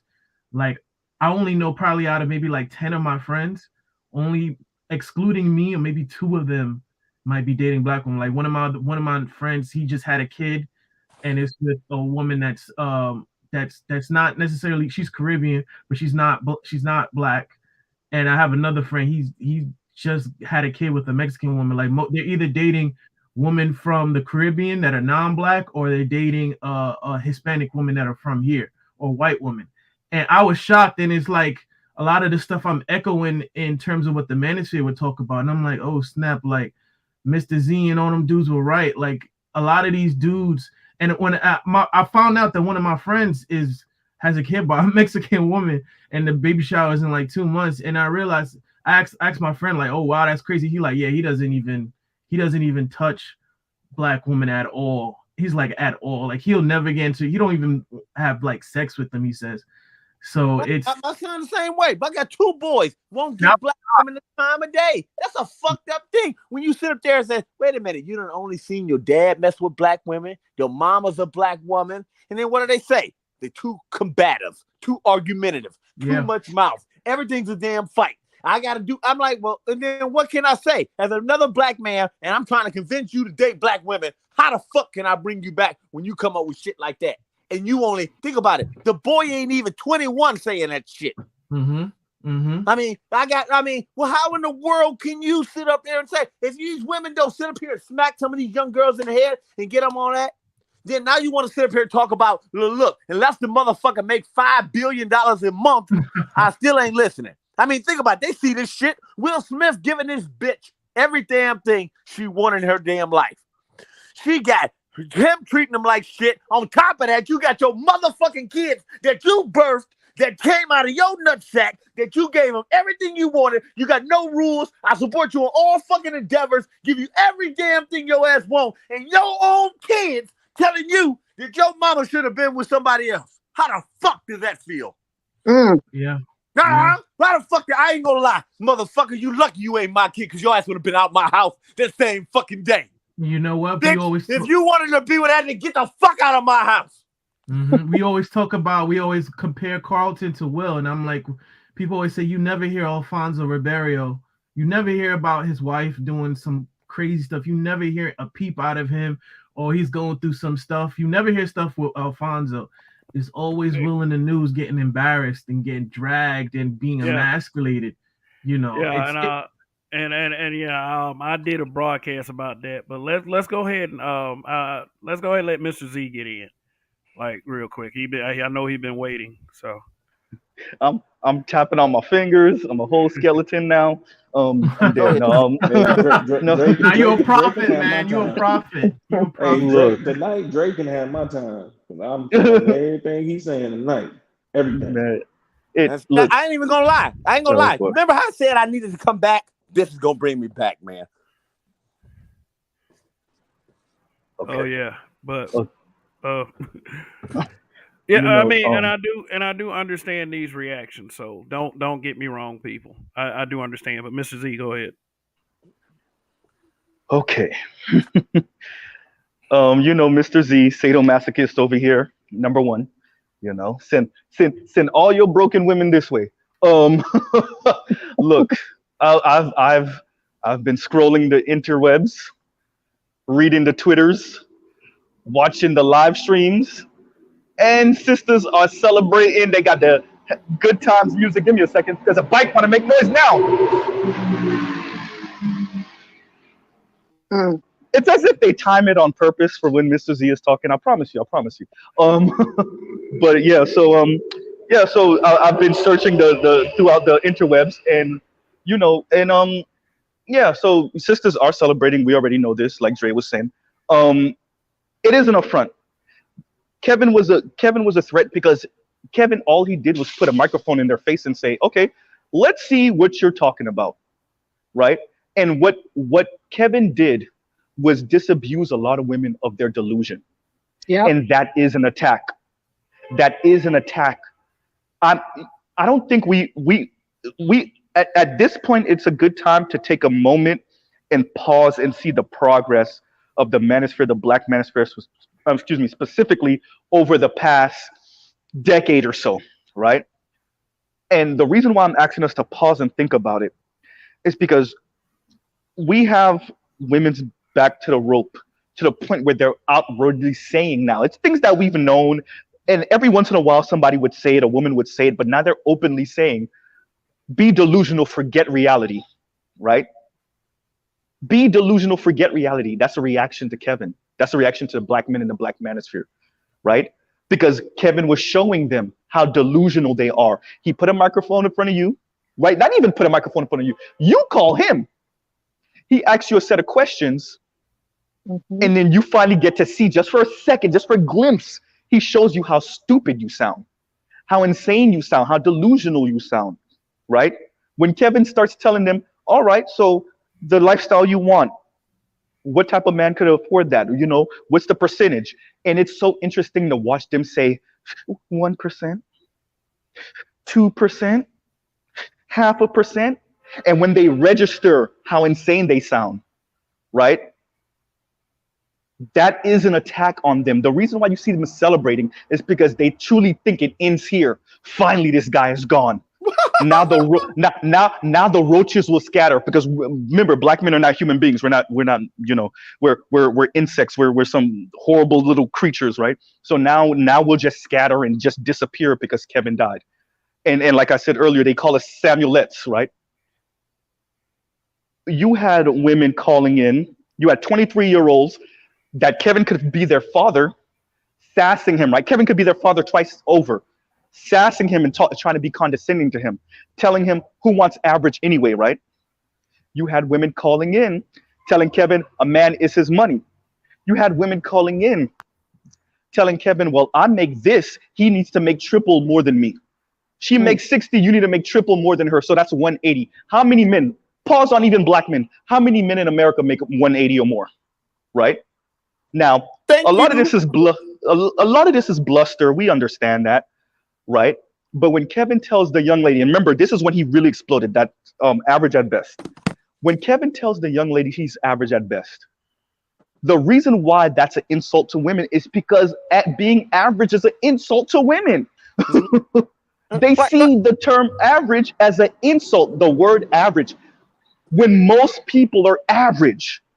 60% of your population is average. You got 20 on the bottom, 20 on the top, and 60% of your population is average. When Kevin tells them they're going to die alone, this is not like your mom dying alone back in the day, right? Like she has kids, you know, she's been married and divorced, but you know, she's stubborn still, so she dies alone, but she still got kids. No, the newfangled die alone for millennials and definitely Generation Z is you literally, because your parent probably only had 1 or 2 kids, let's say 1, right? You don't have any siblings and you don't have any nieces and nephews, right? You don't have any, you don't have an ex-husband, you don't have no one who's showing up at your funeral. So when Kevin says die alone, the new term for dying alone literally means maybe nobody shows up. Right. Or nobody giving a fuck. Oh, and here's the thing. Now everybody's like, well, men die alone all the time. The world's been used to men dying alone, I don't know, since the beginning. Right? That's the fundamental. They don't give a fuck about us anyway. I mean, exactly. And one of the, and this is why, this is my mantle. This is what Mr. Z's project, right? I don't think we could fully have a real conversation. And this is what Kevin exposed also. We can't have a real conversation with men and women, specifically Black American men and women, mainly ADOS. Obviously, I think they should lead the conversation, but any Black person from the diaspora that lives in America, not visits, but lives in America. We can't have a full conversation until we disabuse women of a moral high pedestal that they think they're on. And what Kevin did day in and day out from his Instagram to YouTube was show that it's not that men want some sex toy that they can oppress and women just want love.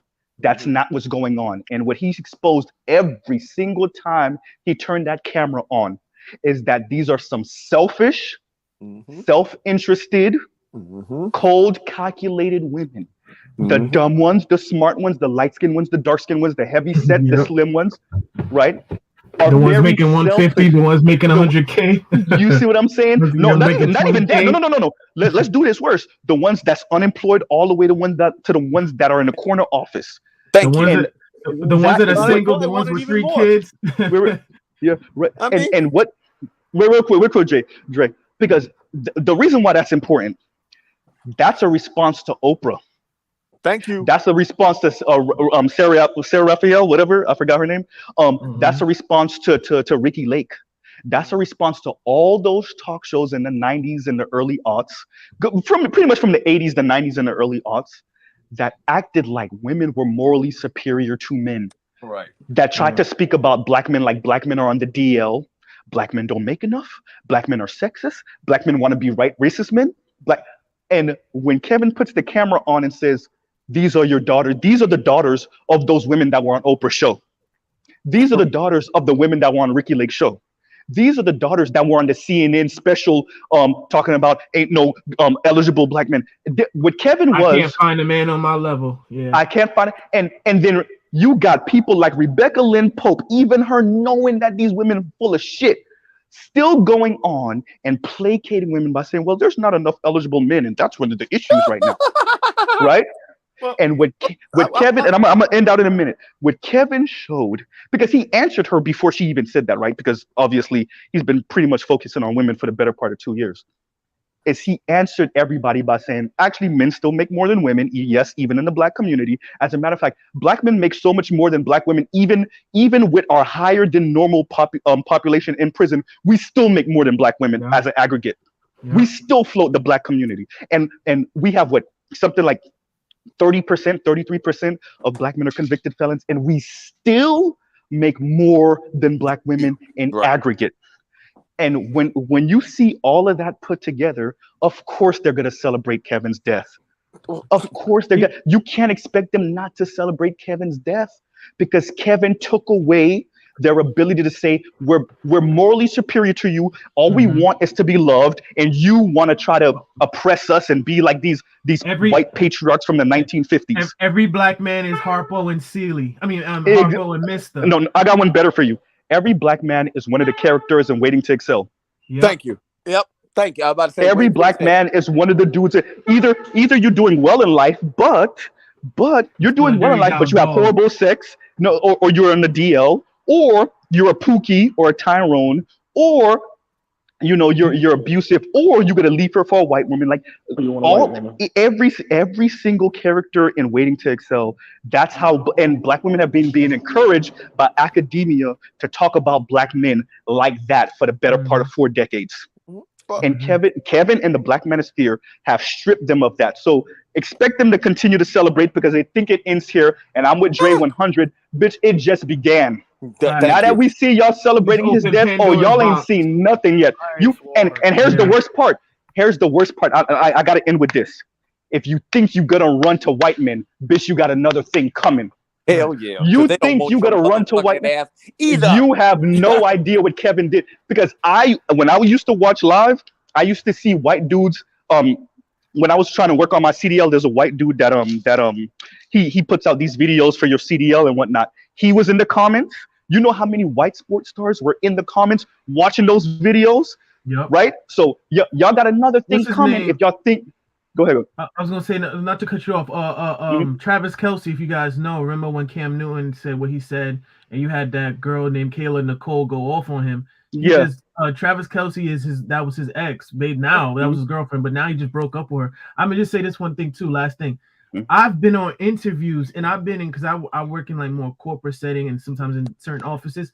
I've been and I'm wearing a suit and tie, and people be like, hey, they'll literally come up to me, be like, hey, do you know who Kevin is? Or do you know who Kevin Sam was? Just off of the fact that I'm a black dude wearing a suit and tie. Yep, it's like if you're Asian, they're like, oh, do you know who Jackie Chan is? Like, to them, it's like, do you know who that is? And these are Hispanic, white dudes, Asian dudes telling me like, oh yeah, I watch some of his content too. So it's not like what the biggest thing is.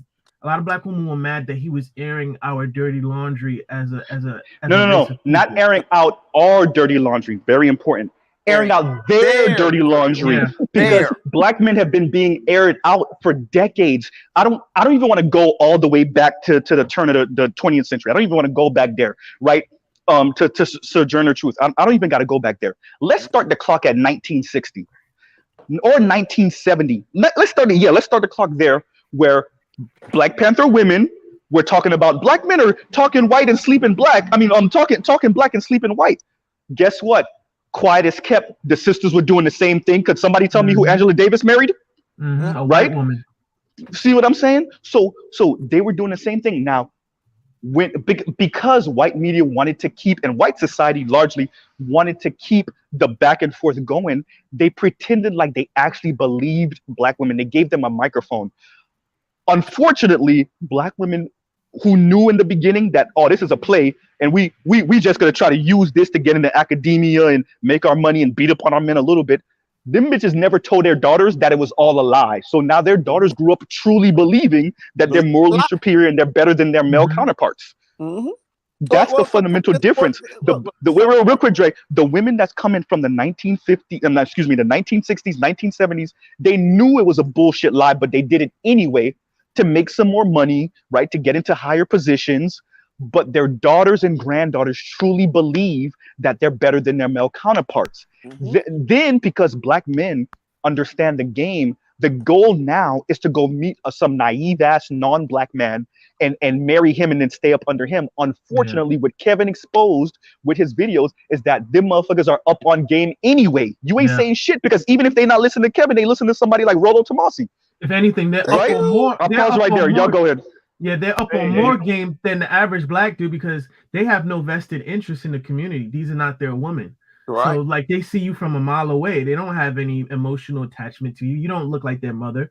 So of course you can't if you think you're a fetish. Yeah, exactly. You're a fetish. I try to tell them all the time, you're a fetish. You know, I mean, no offense. This is how they look at it as. So I tell them, black women, women gotta fucking understand. Them white men don't want your ass. Why? Because they're going to bring that dumbass and all that bullshit. That's why it's proof that they don't want you. And y'all women really know that y'all don't want it and y'all don't borrow time. That's the reason why the same black girl will get with a white dude and act 10 times better and still get kicked to the curb for another white woman who at that time comes up and do that. Because that white man knows, oh, wait a minute. If you'll do this on a front to your own fucking race, imagine when you get mad at me, what the fuck you gonna do to my ass? Because last time I checked, my ancestors was the ones that put you in chains. You think I'm gonna actually roll the dice with that? These white people men ain't stupid. You are just a fetish. You a fetish to go ahead and get my jollies off, and what do? They go right back to a white girl. I mean, if you really want to, they really think the game changed. Dre, like, look, I had white friends that told me. Look, we know that though. He's trying to get Black Guru. Listen up, fellas. Let me read the super chat, and Black Guru's been waiting to speak, so we're gonna get him in. I know that we have a lot to unpack here. For real, and this probably is gonna go on for quite some time. For at least a week. But let me read the super chat from Rogan. She says, "Congrats on 3K Weekend Warrior." With the response of B-Dubs, had I not lucked up with Miss Tudor, I'd be completely SYSBM behind this. Resting like KS. One thing I will say, I made it past the 3K mark, but congrats, Kev. I really wish that it wasn't under these circumstances. Like, if I could have picked something else, I would have, believe me. But I do appreciate the love and support. And, the message will continue despite the fact that we lost someone such as Kevin Samuels. So, Black Guru, go ahead and speak. Go ahead. Okay. Can I say this thing real quick? Okay, go ahead. Somebody mentioned Rollo Tomas. He just mentioned, of course, I know Rollo Tomas. He's part of the white manosphere. So Rollo just tweeted a couple hours ago. He said, damn, black woman YouTube is dancing on Kevin Samuels' corpse right now. They don't even have confirmation of his passing, and they're saying his death is a Mother's Day gift from God. And then he wrote right out, pay attention now. This is how much contempt women have for men who tell them the truth about their nature. Woo! So I mean, and he said that on his Twitter? Yep. That's on his Twitter right now. Mm-hmm. Yeah. Now, if that don't show you that white men ain't stupid, nothing else will. And they did not just say that. They did not just say. He said, "Look how you treat the same motherfuckers as your race. Imagine what you would do to us." Real quick, Dre, and what it means to be treacherous more than a Caucasian white man, right? And I'll say this real quick. They wrote the book on treachery. Thank you. This make Kevin Samuels and especially this event make me appreciate my girlfriend even more, because we were talking about this earlier and she was like, these women are really celebrating this man's death. That's disgusting. Number one. Number two, the more I watched his videos, the more I'm like, God damn, boy, I got a good one. Right? At least for now, you never know, right? But it makes you if you're in a good situation, right? Like that was the other part of Kevin Samuels that nobody liked to talk about. If you're in a good situation, it made you really appreciate that shit.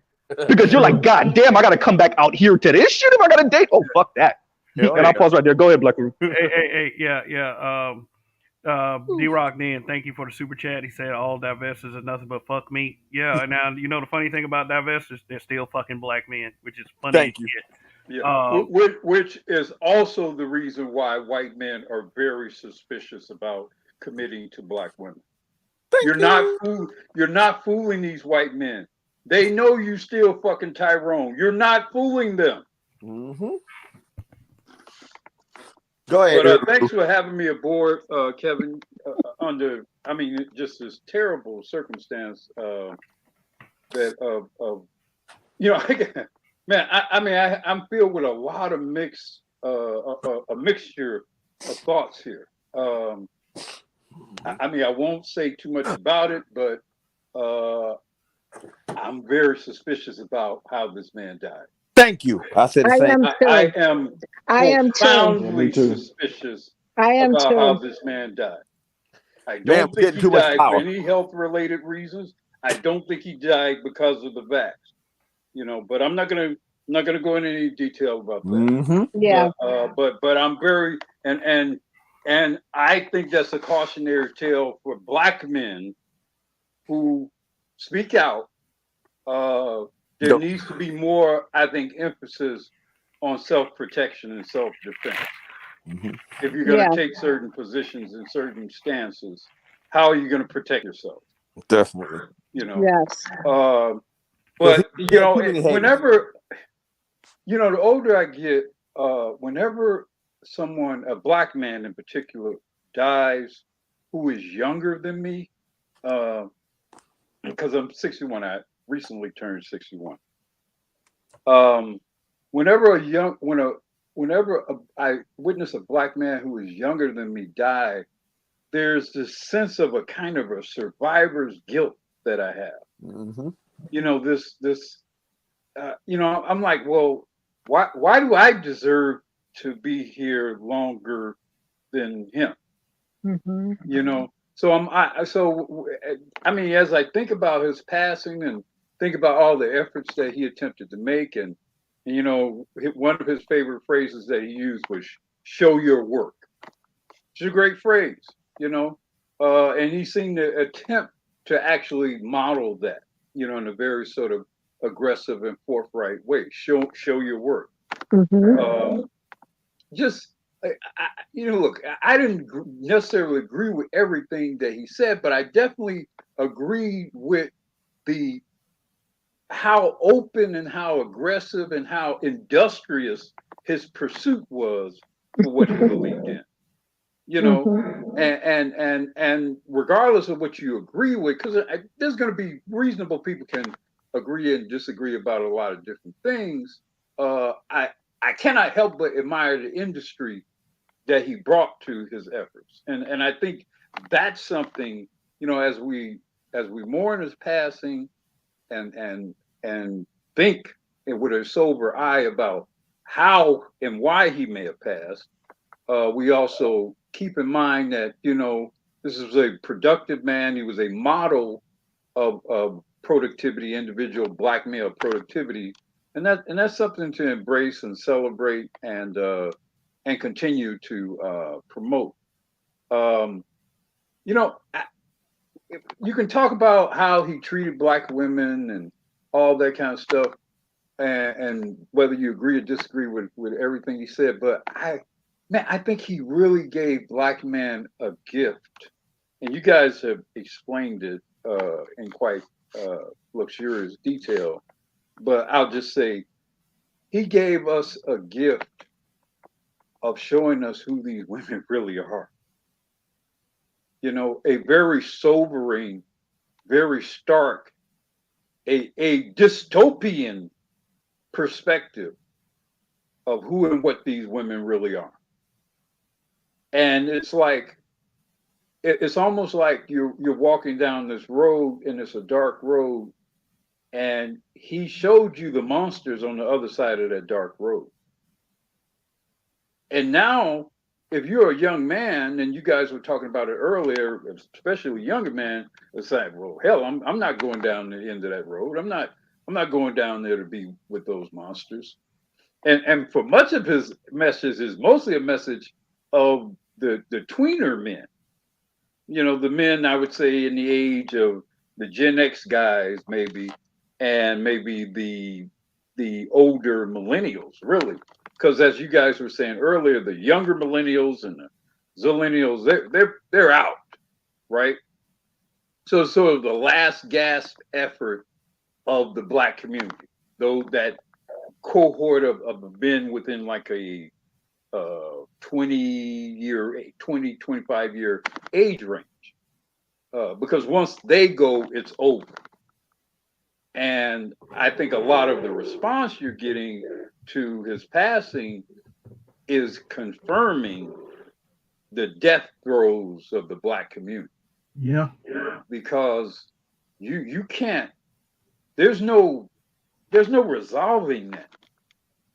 You know, Mr. Z, you cited something I've said earlier, and I appreciate you reinforcing this point, because I think it's something you really have to consider, and maybe you have already, certainly wiser men do.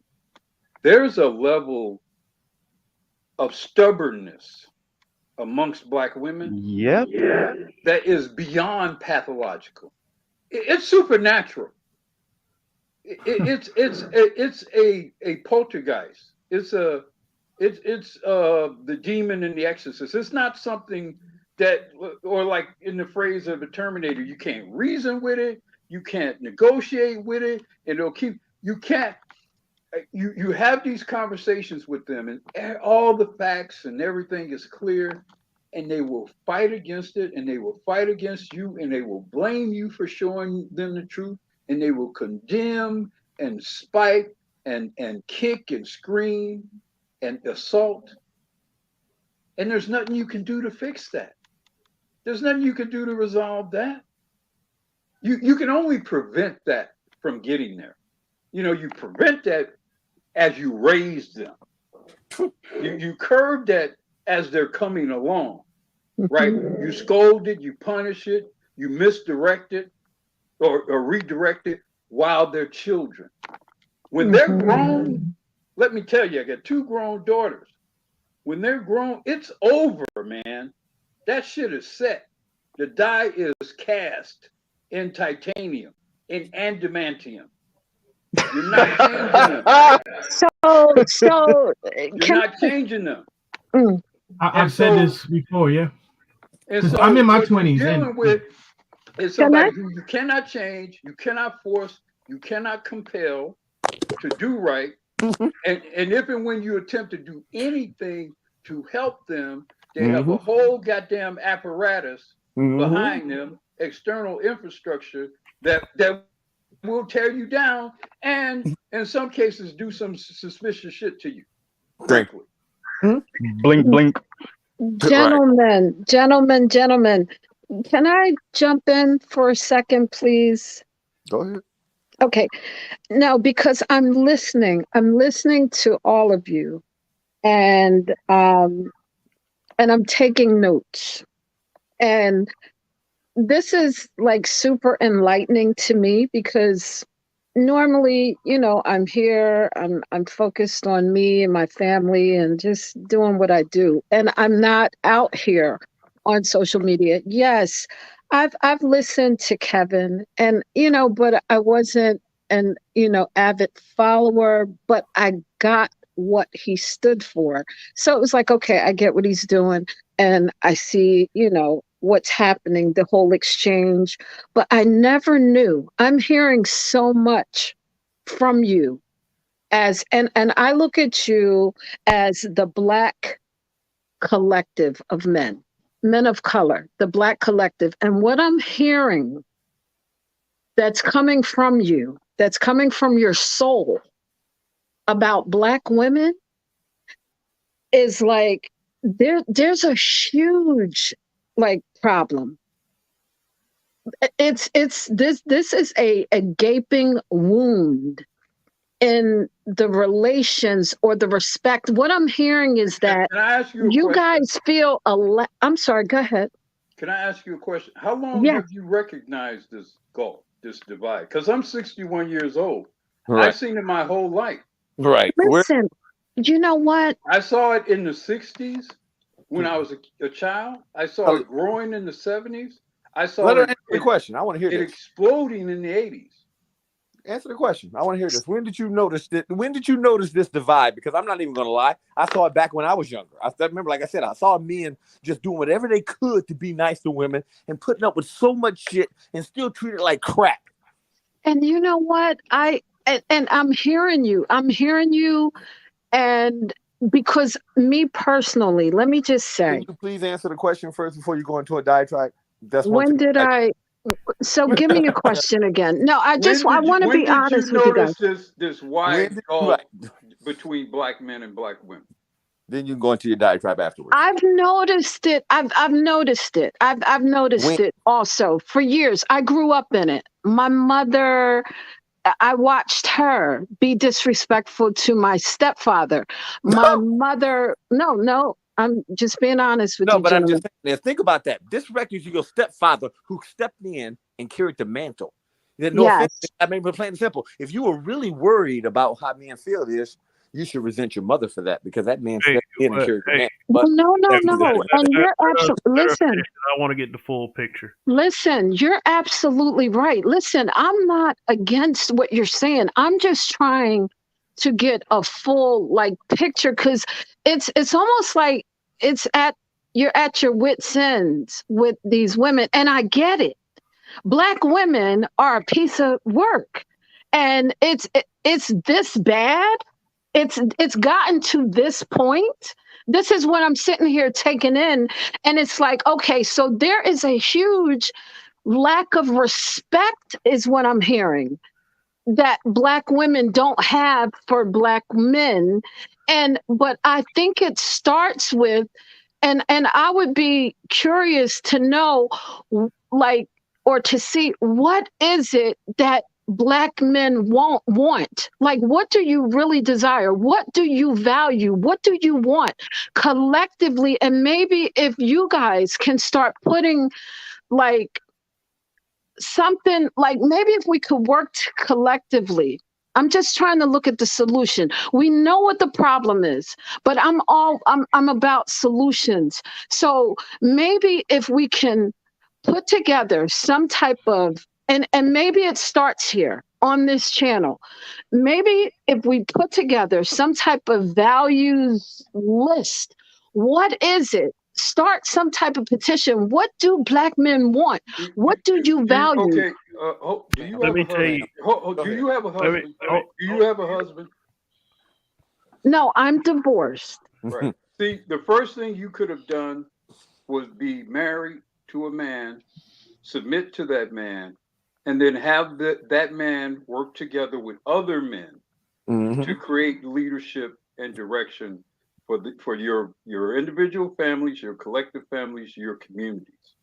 See, I resent unaccompanied women, and it's not a disrespect to you. Honestly, it truly is not.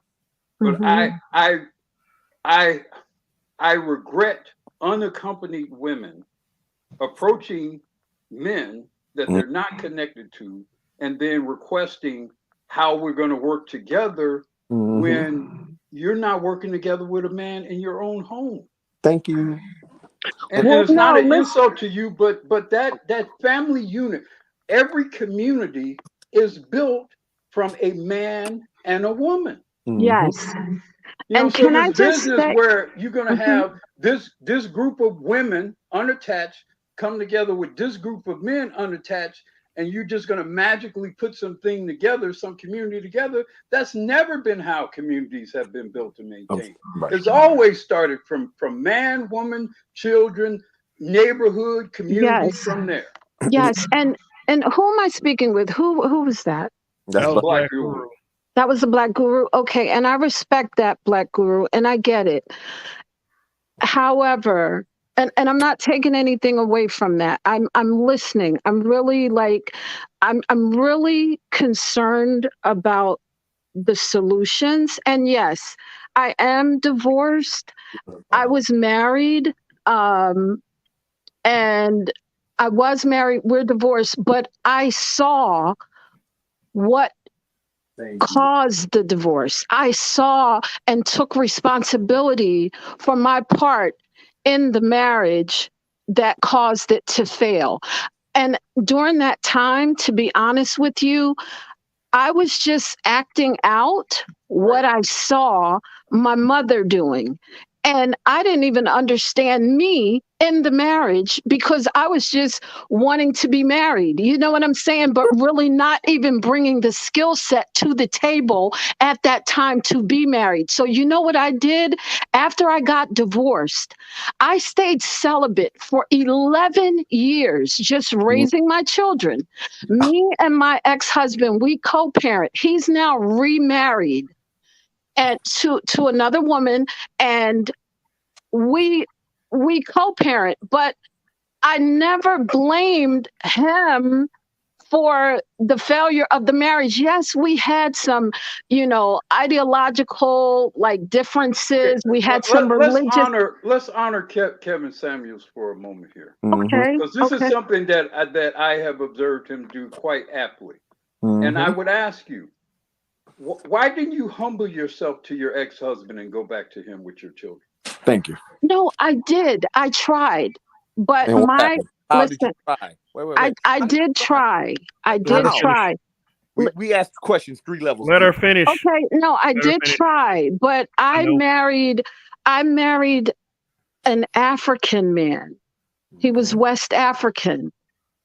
I married a West African man, and I helped him establish his citizenship here in this country. And I don't think he deliberately was gonna, just call it a day with us. But like I said, I brought some bad behaviors into the marriage because when things didn't necessarily we came from 2 different cultures, 2 different backgrounds. Yes, I went in with the submissive and all that, but then when he started leaning more towards his culture versus mine, it was like I couldn't work with him. You know what I'm saying? So things just kind of got messy. But you can't work with an African man. Why are you trying to work with us? You couldn't work with an African man, and I'm using you as a. I'm using you. No, use me. I don't care. Use me as a guinea pig. I don't care. I'm not referring to, although you cited your individual circumstances, but I'm using you as an avatar or a barometer of Black women overall. Listen, and that is, you cannot work with an African man. You cannot work with an African American man. And you don't really have viable prospects for non-Black men, as we were discussing earlier. So who can you work with? Listen to what I'm saying, Black Guru. Lessons have been learned. This is why I feel, and I'm not going to discredit myself because, as I said, after going through that whole ordeal and my marriage failing, I took responsibility for my fault in it. Trust me, he brought some things to the table too that caused the despise of the marriage. But I took, and I did because it was 2 in the relationship. So I took responsibility for what I did.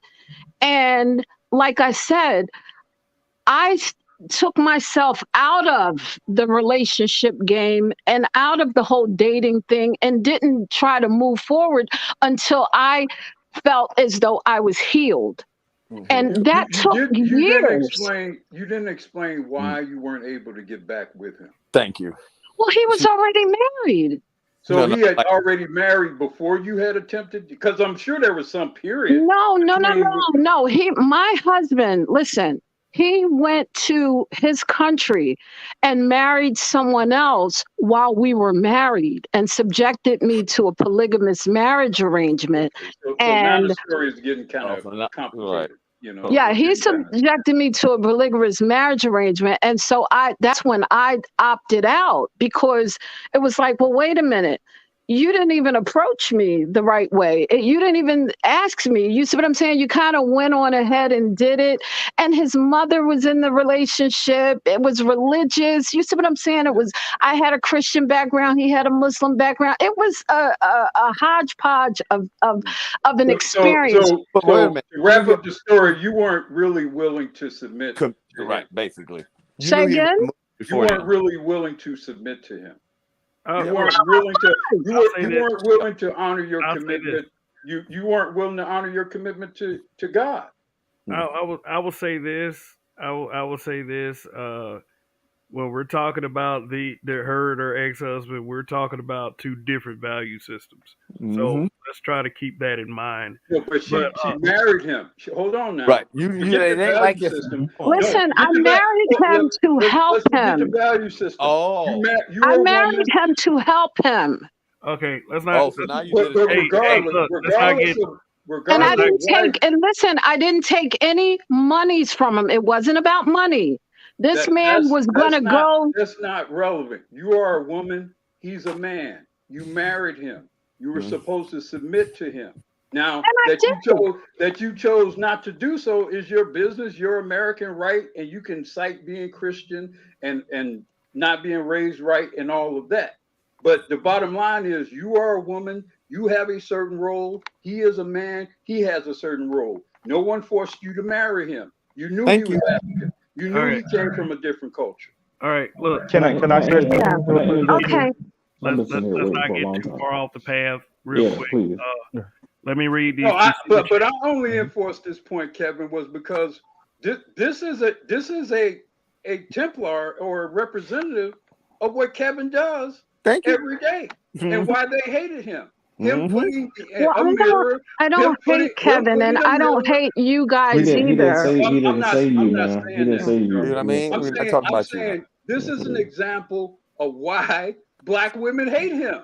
Because he has held a mirror. He held a mirror up to him, and they saw a whole lot of freckles and pits and warts and all kinds of shit. And if you notice too, no offense, ma'am, but it's like you danced around the question, nothing directly answered, long diatribe, and I mean, like you said, I made changes and stuff like that. But no offense, ma'am, you didn't name not one damn change that you made.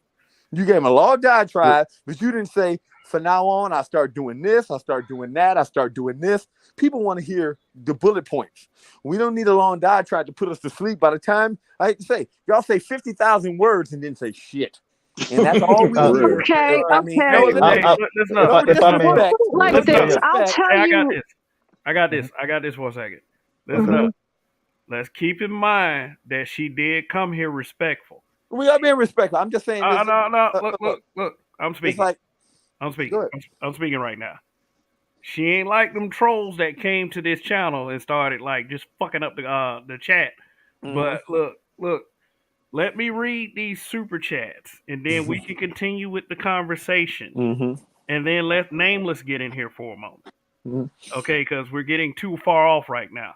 I get the points. I do. I get the points. But we got to keep this moving because I understand that emotions are running high right now. This space and a lot of us, we kind of suffered a loss here. But let's not just start shooting at everyone. Let's get that under control. Like, I respect you, gentlemen, and I respect her too. So, let's try to keep it as such. But I want to go after Nameless when he goes. Okay. All right. I have a comment too. If Nameless don't mind after you read that, it's gonna be short. Okay, but let me read these. Let me read these super chats. Okay, hurry up and buy. He said, Kev, I hope you understand how vital the BMBBH is to the spear. This is a changing of the guard. You have to become more active now with this channel. I appreciate the sentiment, man, but I mean, I am who I am. I'm always be that way. And, I appreciate you guys for sticking by me, throughout all the thick and the thin. And I saw another super chat somewhere. I'm trying to find it right now. Let me see. Just one moment, gentlemen. I know y'all want to speak. Man, where is it? I got to scroll. But let me go. All right. Y'all see super chats falling through his fingers, right? Getting so many super chats, they falling through his fingers. It's not so many. There it is. I found it. It is what it is. He says the solutions loop is dangerous. Most of the time, they don't like solutions that aren't their own. I had a whole conversation about solutions the other night, and my heart isn't the same as everyone else's heart. is some people believe that this can be done with a simple set of solutions. From what I've been seeing, wow. I'm just gonna go ahead and say it. So, all right, Mr. Z, you Real wanted quick. to touch on some, and then we got Yeah, Nameless.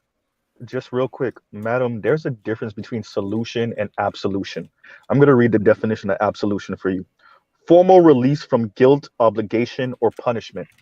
And oftentimes, when people ask for a solution right after you hit them with something heavy, they're actually asking for absolution, especially that part of formal release from guilt, obligation, or punishment. That guilt or obligation part. Maybe not so much the punishment. Oftentimes, we ain't got nothing to do to punish you yet, but the release from guilt, right, and obligation. So that's something to consider when you posit the, well, what are the solutions, when you hear us speaking about Kevin and what he brought to the table, and how we're interacting with women, especially as young men. And when I say young, I'm pretty much talking about 40 and younger. No offense to my Xers and my boomers in here, but when you hear us speak and you hear us say these things, I understand the need to act to just blurt out what are the solutions, but there's a reason why we're speaking like this, and you're talking about decades,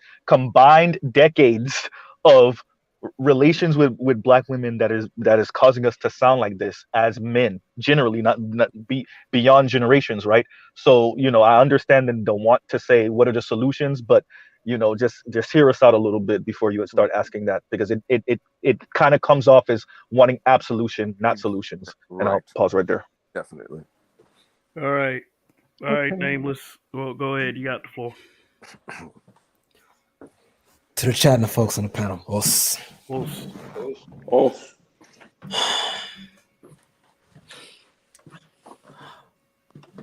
This solutions issue. You asked earlier you, Matt, too. what black men want.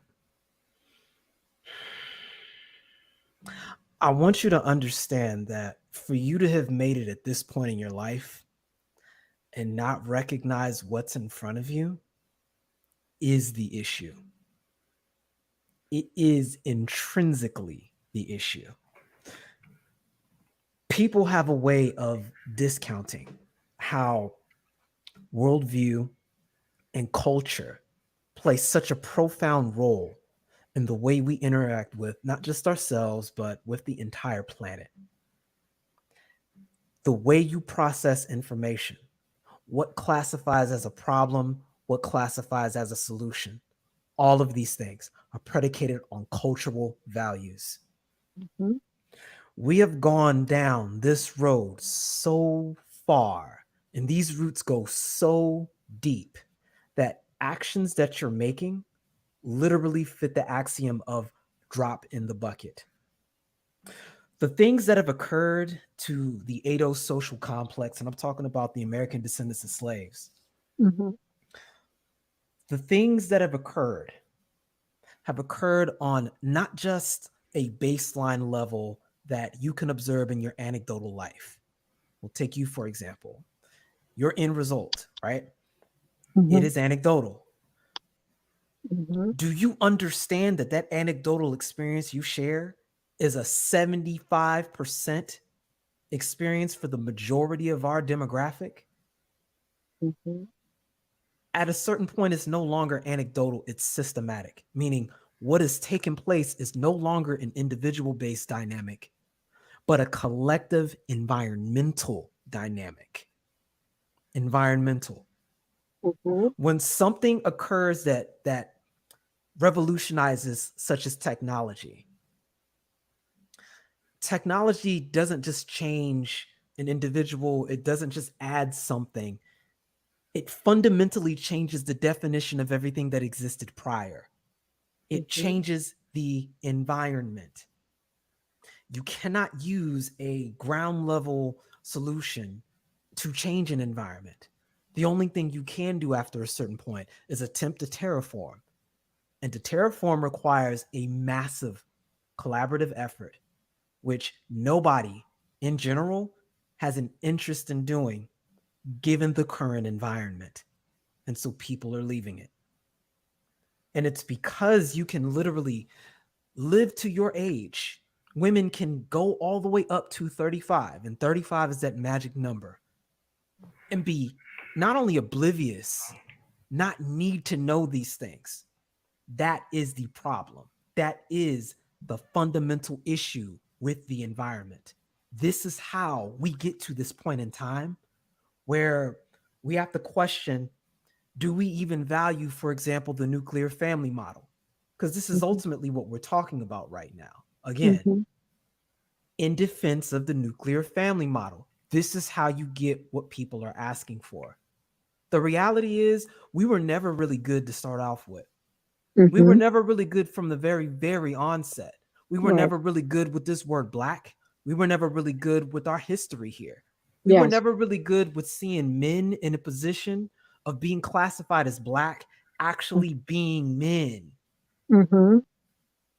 It was some form of promotion to greater boyhood, or groups of individuals that are given reproductive rights, the right to don the mantle of being that without actually being one. That's a cultural issue. And it's one where it's almost like it follows the benevolent master paradigm, where in these exceptions where you get to see men actually being men in the adosocial complex, it's like an exception. It's like the women have allowed for that to occur. But we follow on this whole dynamic of delegation of liability. And so you have individuals with the Y chromosome that are assigned things to do by virtue of what we call the gynocracy, to perform in this context of man. And this is the baseline culture we're identifying with. That's the baseline culture we literally hop out the box with, that we all have to terraform and adapt ourselves to, and somehow forge an existence in this environment to try to make a family work. And then people look at you crazy when you snap. We've covered several different instances, such as the example of folks getting stressed out over the family courts. Disproportionately, that targets men, Black men in particular. There is no model in the United States cultural paradigm for Black men to be men. So when can you ask, we create I need to finish one? this last. I need to finish this last thing. When you ask what we want, what we're asking for is something that would require you to literally give up what it is you have intrinsically, which is that cultural right of way to be a woman that is literally the most free female on planet Earth. To be able to take that, walk that back, and not mistake the difference between submission versus servitude. But go ahead with what you were going to say. No, so that's my question, and I appreciate you so eloquently stating what you just did. So that's my question, gentlemen. Is there a starting point? Can we start there? Because this has always been my personal view. Let me just state what my personal view is of Black women and Black men in America. I have never in my life, yes, we're all descendants of slaves, but I've never felt that way inwardly. I've never felt like I was less than.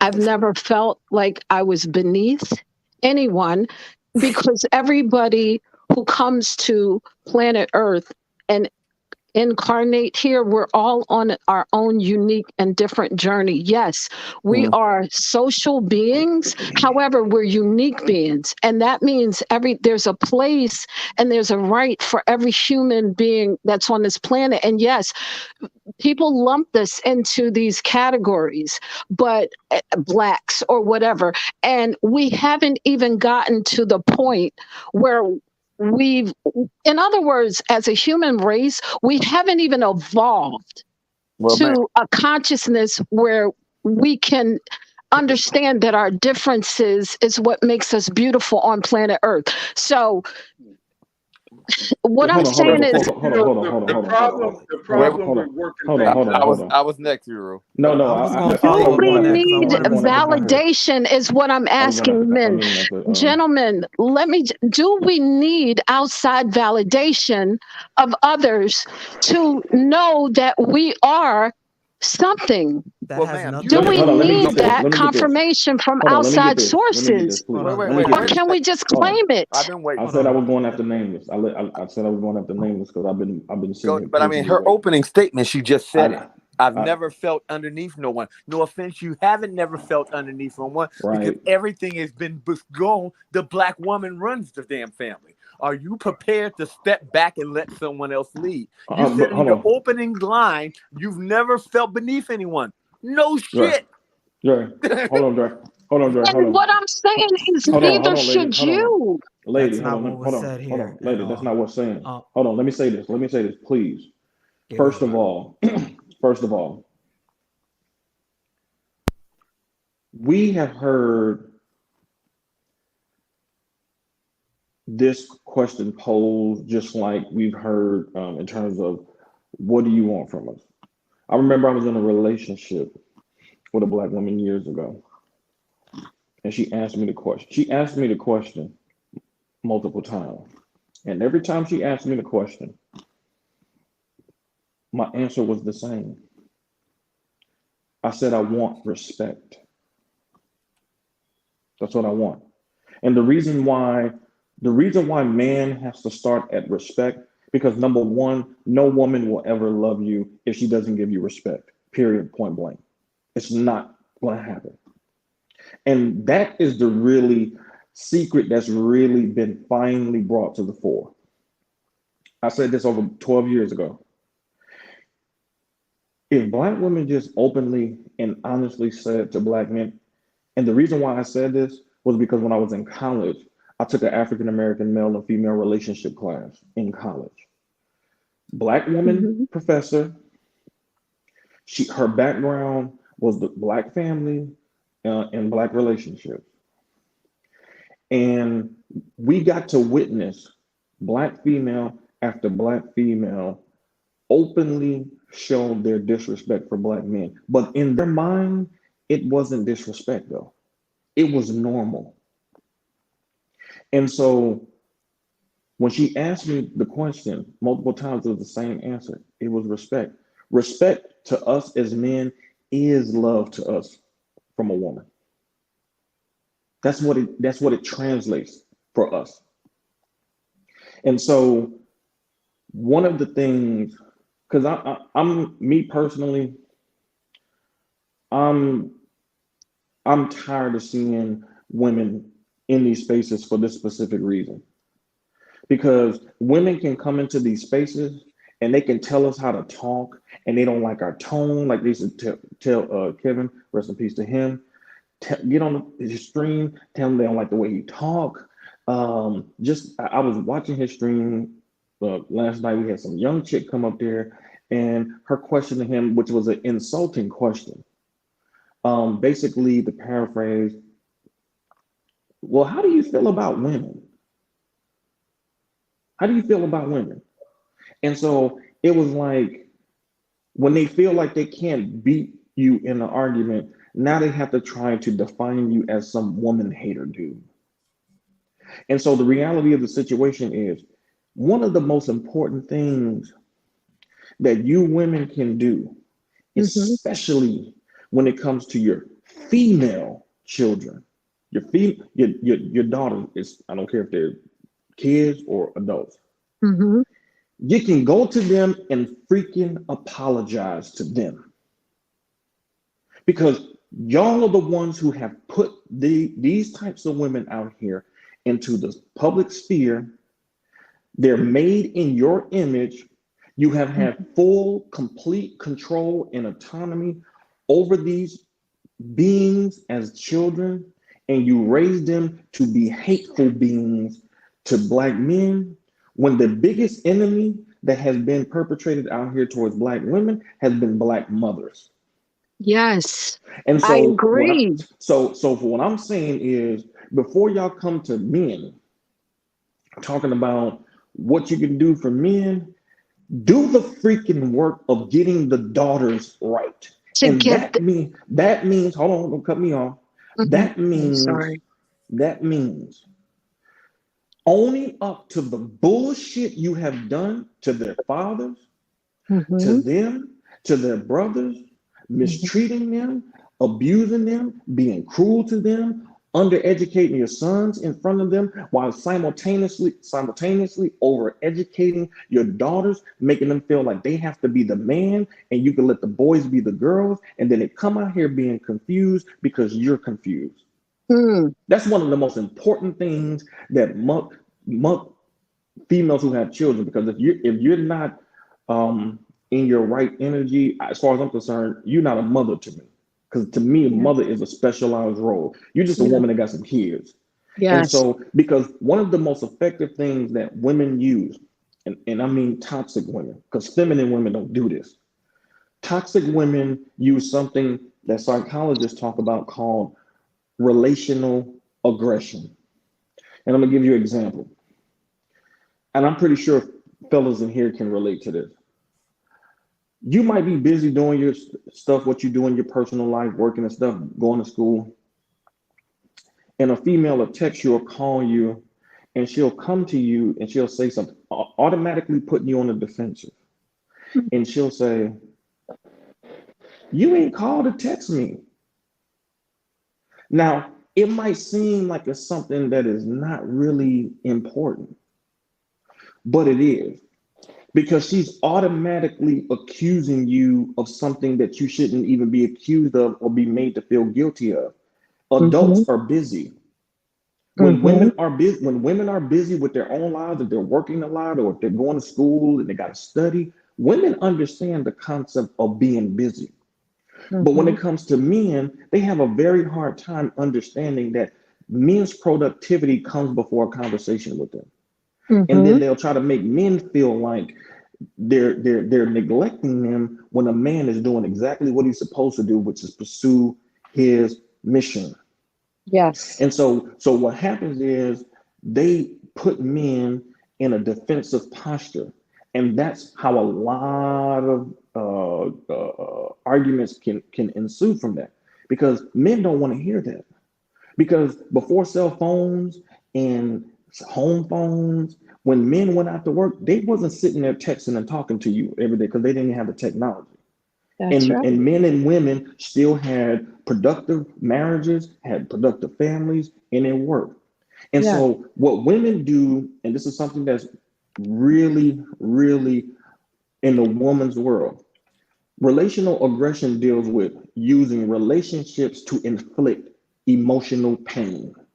Women, and especially in our group, Black women are masters at doing this. And the reason why I know this is because as Black women, what it's like to work for a female boss. And they'll tell you, I would rather work for a man. Mm-hmm. Because they know a lot of times because I've heard many Black women say this throughout the years. Man, if she going through something with her man, she bring it to work. If she loses her man, she bring it to work. Mm-hmm. And then Mm. she inflicts that damage on to you. So Everybody. imagine being a girl or children in general, being at home with that type of mom who comes home, who is trying to be the man, and she's Mm. coming home complaining about the role that she willingly took on. She's Mm. going to dump all that emotion onto her children. And then Mm. guess what? The children are going to learn that they have to do the bidding of the mother because they don't want to make mom mad. But Mm. that's not their responsibility It because they're is not. taking on an adult responsibility when she need to get her head out of her fucking ass and be an Yep. adult woman and be a woman enough to get a man where she can get some balance, where she can have somebody there to help her, not trying to Yes. take on both roles. So this is the primary, I would say the primary job of Black females at this point, especially after the untimely demise of this man. Get Yes. on your knees to your children and beg them for their forgiveness because you have ruined so many Mm-hmm. millions of Black men, Black boys who turn into men. and black girls who turn into women. And quite frankly, even and this is what the psychologists say in terms of this is why the rites of passages were so important. Back in the day, when you sat when you was with your mother, or you was with your mother and your grandmother, and they was making dinner, and your grandmother would be sitting there opening up those snap peas, humming songs. Your mother will be directing you how to mix this thing for the pie and the cake. What you were actually getting was that feminine connection that you needed to have, because what they were showing you was what you were expected to bring to your family once you got yours. Yes. So because we have had multiple generations of this not happening, you have women who did not get that proper rites of passage. And if you do not get that proper rites of passage, you are a hollowed out you're a hollowed out being. You physically you're a woman, but mentally you're still the little girl, because you never went through that rites of passage with your mother, your grandmother, your aunts, to help usher you into what the expectations of what you were going to have to do for your family as a woman. That's what's going on out here. It's on both sides. It's with the men. The difference between the men and the women: men have other outlets that we can go to if we don't get that type of stuff in the home. We can get that from other men. We can be on sports teams. We can be in the military. We can start our own businesses. We can learn that game. We have outlets where we can still kind of learn that we have those type of things, even though we've had a lot of women that's trying to put a lot of that stuff under attack. But women, if they don't get that in the home environment, where are they going to go? What institution out here is set up for a woman to go to actually learn those attributes, which really should be learned when she's a girl? Because if she learns it from a girl stage, it becomes who she is, not something that she's trying to be as an adult woman. This is what Kevin was talking about. This is what he was pushing. He was letting the women know that you're not a woman. That's why you can't get a man. You're a female, but you're not a woman, and you're definitely not a lady. How the way you carry yourself. And we have an epidemic out here of black women who are overweight, who are obese, and it's not because black women are lazy. The primary reason that these women are overweight and obese is because it's a psychological issue that resonates with them, and it starts with their mother. They're eating themselves into early deaths because they have flawed and toxic relationships with narcissistic mothers. The psychological community has addressed this. It's been out there for a long time. It's just that black people do not take mental health seriously.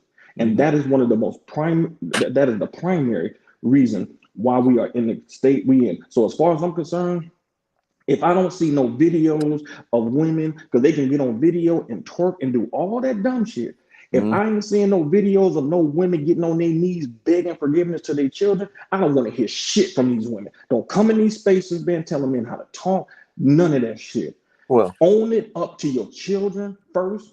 Own it up to them, because we don't know y'all like that. Y'all coming in these spaces, y'all strangers to us. But your kids ain't strangers, and you know what you did to them. And at the end of the day, if you don't own that shit, and this is one of women's Achilles heel, owning up to their wrong. If you ain't woman enough to own up to your wrong, don't bring your ass into spaces trying to tell men what they should be doing. Go to those women's spaces and tell them what to do. But many of y'all ain't gonna do that shit because y'all know the relational aggression that women come to the table with, and you're scared of them because you know they might hit you in your face. Well, you know what? I'm going to take let me just say, I appreciate that.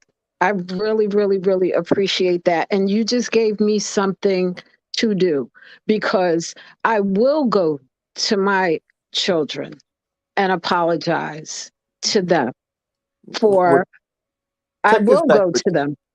Because back with you. Judge, after you, I got something to say because I wanted to respond to her initially. I'm gonna tell you, but I wanted Rael to back with finish. you, but I'm gonna show you. Like, you women are sitting up here and y'all talking all this bullshit that you guys are so strong and all that.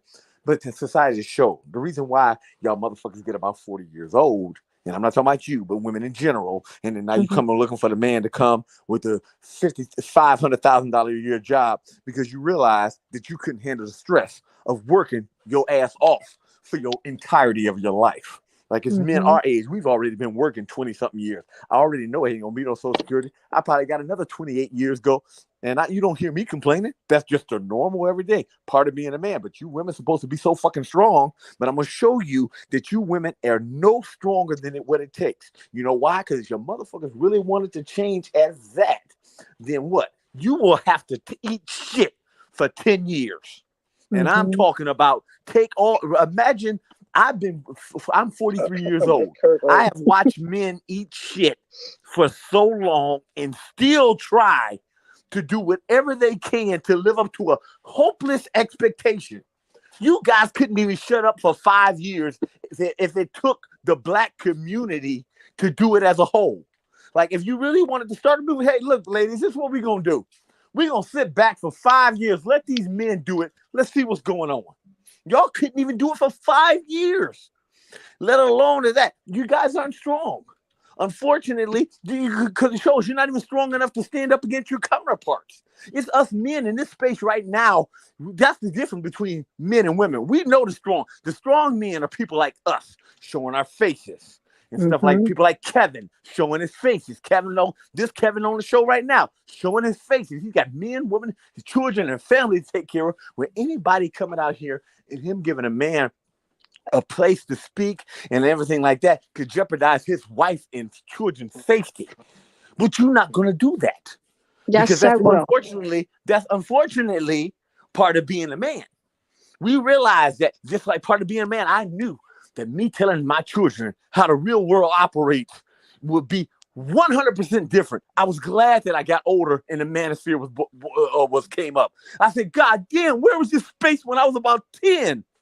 I could be so much better of a productive individual if this space was around then. But my only goal right now is, hey, I can contribute to make sure that the younger people have us around. Because we didn't have anybody fighting for us. You was just, hey, man, you better put up with that shit. A real man would do that. Think about it, you don't hear, a real woman would shut the fuck up and let her man lead. A real woman would let her man determine what direction he wants the children to go. But then what do? As soon as the tough road gets hard and tough, I don't feel that I wasn't appreciated or that and the other. How many men did you know sitting up here, just like Dennis Sperling, sitting up here, I'm paying this woman after I'm getting all the child support. I'm still giving you a couple $100,000 a month extra just so I can spend time with my own kids. Wow. So like literally, they go to show you that men have been, hey man, well what? We'll just give you more. We'll just give you more. Try to live up to a other fucking unattainable expectation. I'm trying to give you whatever you need. And then every time any little shortfall in it, whatever, it's a problem. And then you guys don't realize how much work that fucking takes.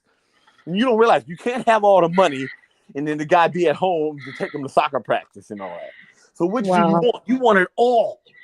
It ain't like you can't settle for 30 and 40%, where most men know if we get 20% of the shit that we want, that's a good life.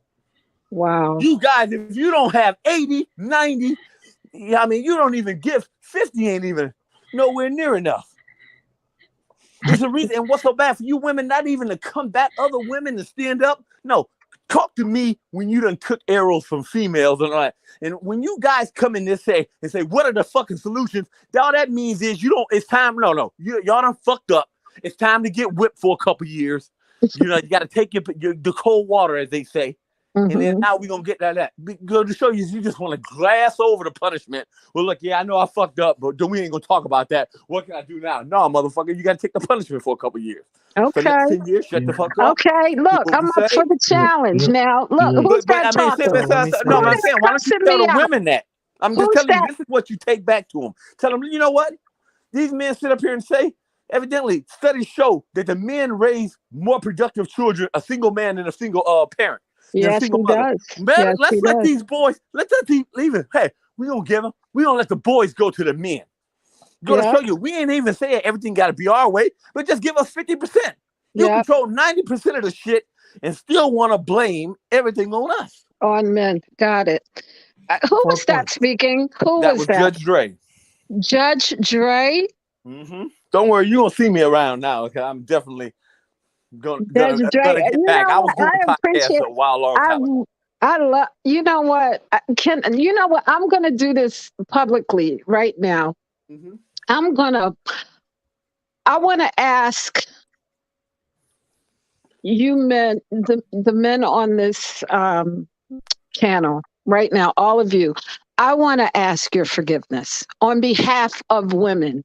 I don't give a damn about the other women out there, but for women who do care, the one like me, I'm listening to you.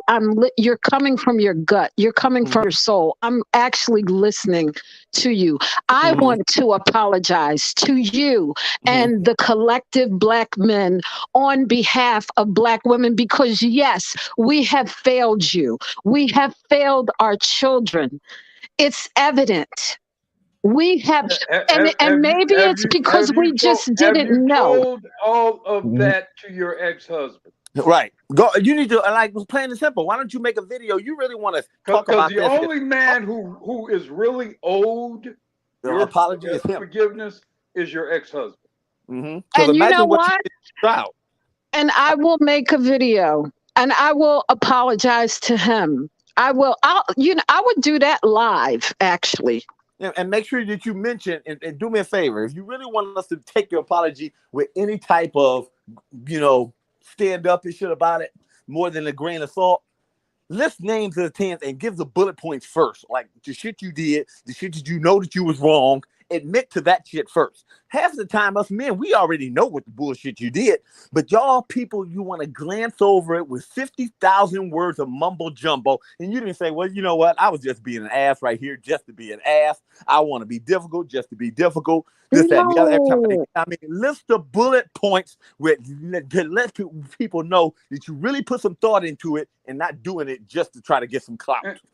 Judge Ray. No, Judge Ray. And I'm going to tell you, I know what I did after, you know what I'm saying? But you mentioned it. Right, Being raised by a narcissistic mother. Well, here's one question. Why don't you do this then? Here's the question. How often do you talk to your stepdad? You really want to make no. He's deceased. He's deceased now. Oh, yeah, he's deceased. Maybe I hate to say something. If you really want to give your mother some punishment, wait 1 second, 30 seconds, and I'm done. You really want to give your mother some punishments, maybe you need to cut her off on a little bit of the shit you do. I'm not saying cut her completely off, but make her suffer a little bit for the shit you did. Because this is the problem is, the reason why men don't give a shit about none of the crap you say, because you never experienced any fucking pain. You didn't break any damn, you didn't experience no pain or no action. You sit up here benefited from the thievery and spending all the money, but now when it's time for retribution and repayment, you haven't done it. So maybe your that's restitution because and repayment hold devote on, more time into making a channel to telling these women all the dumb shit you did. And on top of that too, a lot of you women don't realize that many of us have, as far as the men are concerned, we have already had to make tough choices. I had to walk away from my mother on her deathbed. You want to know why? Because as my mom was exiting this world, she was on that bullshit. And I had a choice to make as a man because I was still going to be here. And I was not going to tolerate any disrespect. I don't give a fuck what condition you in. I didn't do it to you. Whatever happened to you in your life ain't got nothing to do with me. Because kids don't hurt their parents like that in general. They ain't out there trying to do harmful stuff to their parents. Children typically love their parents unconditionally. I don't give a damn how messed up a parent they are.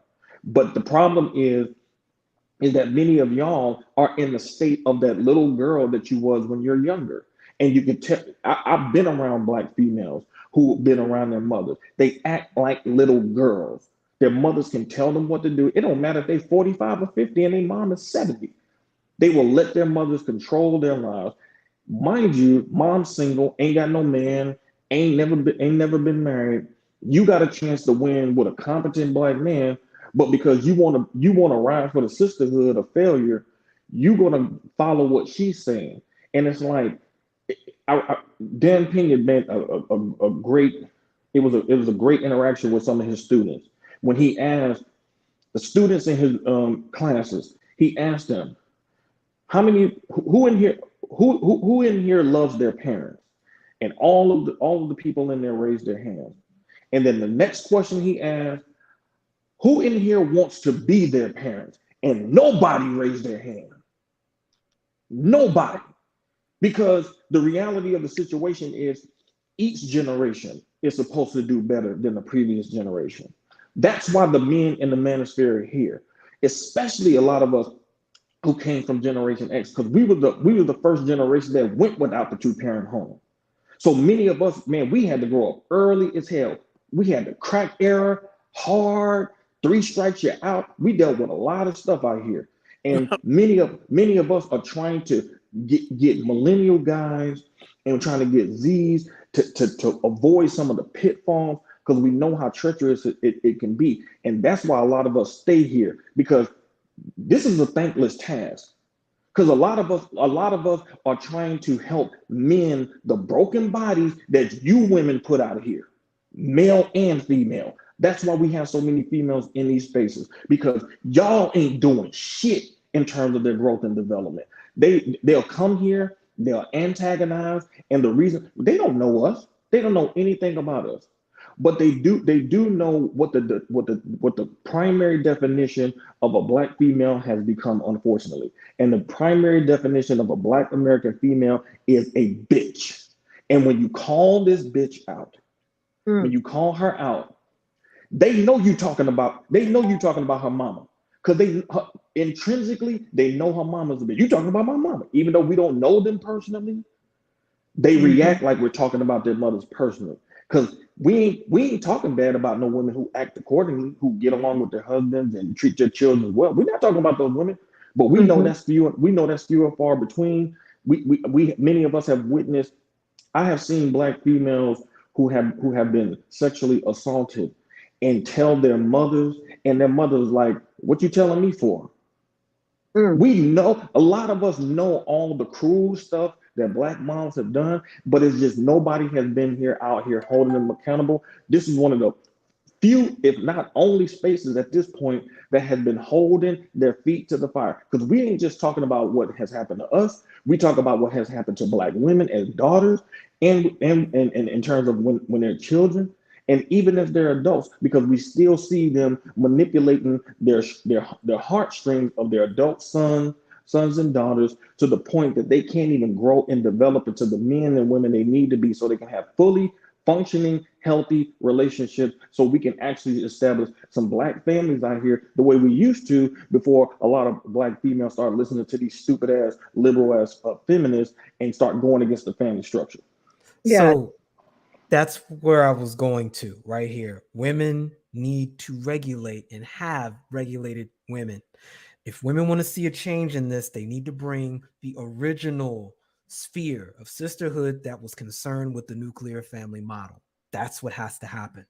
And it needs to be a reversal of what intersectionalism has done to the Black community, specifically what it's done to Black women first, when they decided to take up Black female liberation and substitute that for Black liberation. That's the beginning point. If you want to reverse engineer where you got exposed to a lot of this stuff because your generation was ground zero for this, look up intersectional feminism. Some key names you need to write down right now. Gloria Steinem. I'm going to type it in the chat. Gloria Steinem and Alice Walker. Alice Walker, boy. And one of the bad things about this is you see Kevin, who running this show right now, he handles things with a little bit of a friendly goof, because he's got a family to protect and all like that. He actually works in the community to where there could be backlash. The reason why people get on me about how I speak, Judge, but let me finish my point, because I'm gonna drop after this. Let me just finish this and I'm done. I brought that up so you can look up intersectional feminism for a reason. It is literally how we got here. I have a video on my channel called How We Got Here and Why. I'll throw a link to that whenever you get time. It explains everything. I break down the whole history behind that. Who's speaking? Who was that? This is the nameless protagonist. What is it? Nameless protagonist. Nameless protagonist? Mm-hmm. Yes. Yeah, he Name said he's that. gonna put his channel in the. He'll put it in the link. But what Yeah, I'm put trying the to link in tell there. you So is go this: ahead. one of the things Wait, you don't Dre. Let me get it because I gotta get in real quick. One, and I'm actually gonna tie what Dre was saying to Kevin Samuels. Remember what Dre said. Number one, his sons have black mothers. He only dates black women, and his sons want nothing to do with black women. And they could debate him down on why they shouldn't date black women. And if you want any evidence yourself, just watch a couple of Kevin Samuels videos. You said you watch him. Those are your daughters. Mm-hmm. All that illusion, all the bravado, all that ego, the megalomania, right? The consumerist mindset, all of that. When Kevin tells these women they're gonna die alone, like I said earlier, they think it's a joke. Mhm. And like Uru was saying earlier, their stubbornness. It's like, well, I'll Yeah. take that. I don't care. Until Right. it I'll take actually, right. And the it starts issue with the actually happening, stubbornness back in the day, Z, when you were a stubborn child, Mhm. you got your ass beat. Yeah. You got the stubbornness beat out of you. Out of you. Now we can debate the merits of beating children, and maybe we could come up with some alternate ways of dealing with stubbornness. But make no mistake, like I said, I'm 61 years old. A stubborn child was dealt with very harshly. Yes. Because we Stubborn girls knew got that slapped if in you the were face. stubborn, we knew that if you were stubborn, it was going to be difficult to educate you.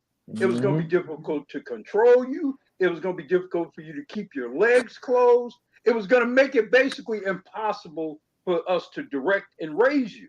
So stubbornness is a huge issue amongst the modern younger black women. And that's why I'm more pessimistic about young black women than I am anything else. The vanity, I get that. All the avarice and the materialism, I get that. But the stubbornness, not being able to compel them to do what you need them to do, that they will fight you almost bleeding from their eyeballs rather than do what they need to do. I don't know how you fix that when they're grown. You can't fix that. I'll give you a perfect example. Wait, man. But Dre, real quick, because you ain't about to go, nigga. Come on. Because what Black Guru was saying and what you said, because I'm really trying to drill this home for the lady. She was gracious enough to come up and spend time with us. So, and this is important because when you see these women in public, when you see them online, when you read the comments, do you understand what we have going on right now? We have a white man calling out black women on Twitter for essentially dancing on Kevin Samuels' grave. Right. Do you know how embarrassing that is? And wait. You know why that matters? Because even with the idea of an escape hatch of non-black men, that's where they are over there. You're so stubborn, you don't even try to help your own self out in your little escape hatch plan. And so speaking, and I'll shut up after this. And these are the women that we're supposed to make wives out of. The ones that are so myopic and look through a straw that they can't even do the thing that's best in their own best interest in the long run. And I'll pause right there. Shut up.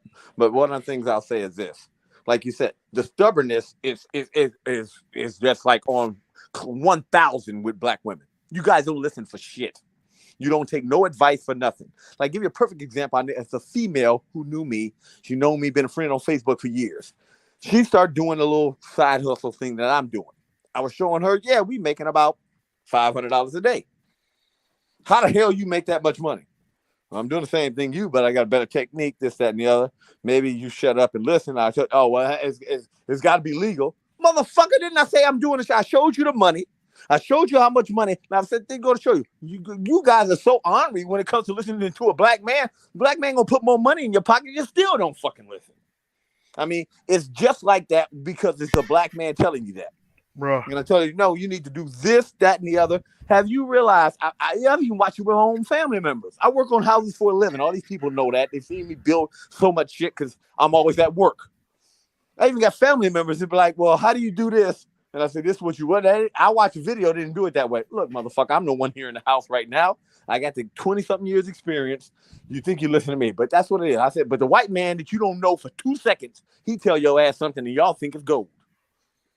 I mean, that's the reason. It's not going to go anywhere no time soon because you guys have been so combative for so damn long that you don't know how to shut up and just follow any rules. If it ain't your way, or if it's something that make you gonna feel to respond to any little emotional reaction, you'll be fucked. I came up with a plan. I showed you. If you black women got on code and say I got you motherfuckers to listen for 3 years, we wouldn't need no reparations. I would show you motherfuckers 3 years, you would have so much money, you would swear up and down that all your parents were millionaires. I could do it in 3 years. Give you a perfect example. I say, look, no, all y'all motherfuckers double and triple up. Everybody move into the houses. Move in with people. What happens is all these houses going to be empty. Real estate prices will fall. We'll set up a date that they won't know about, and then we all come out at the right time and buy up all the damn houses. Now the price shoot back up, and now you done created generational wealth in 3 fucking years. But that will require cooperation. No, but listen, that will require cooperation, and that's one thing that black women don't do, no matter what. Because as soon as you get emotional, you got a scorched earth policy.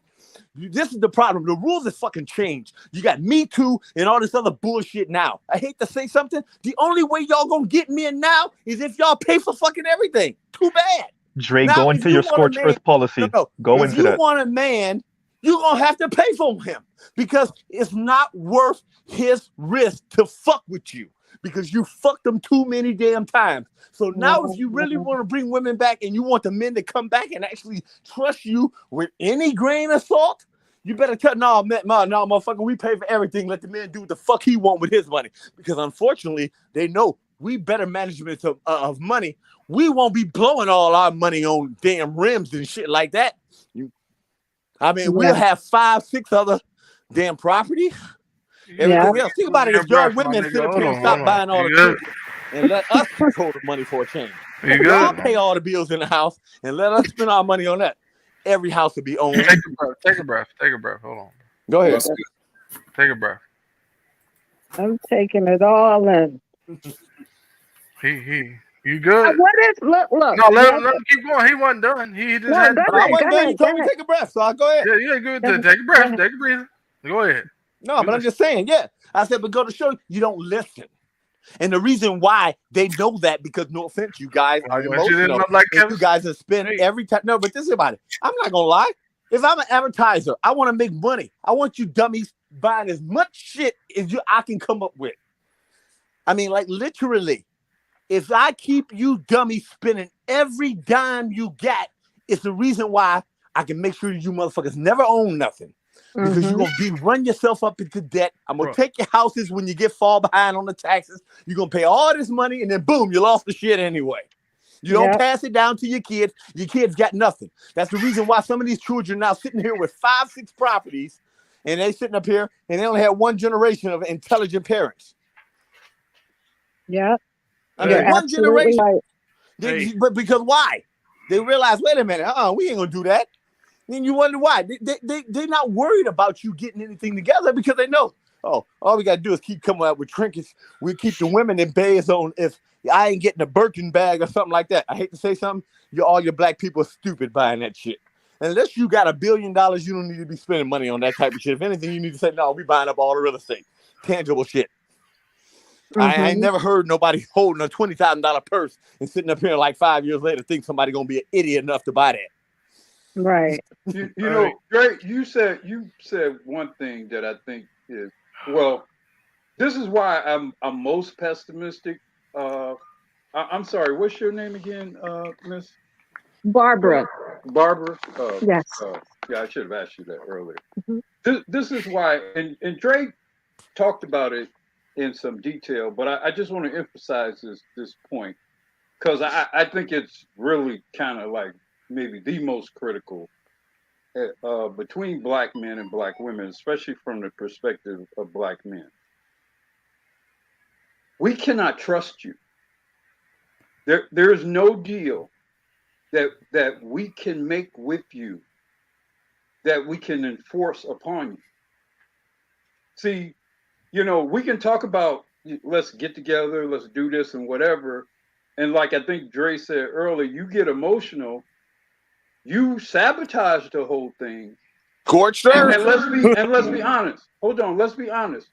The white society will rally around you or behind you to undermine everything we're doing. They will gladly do that.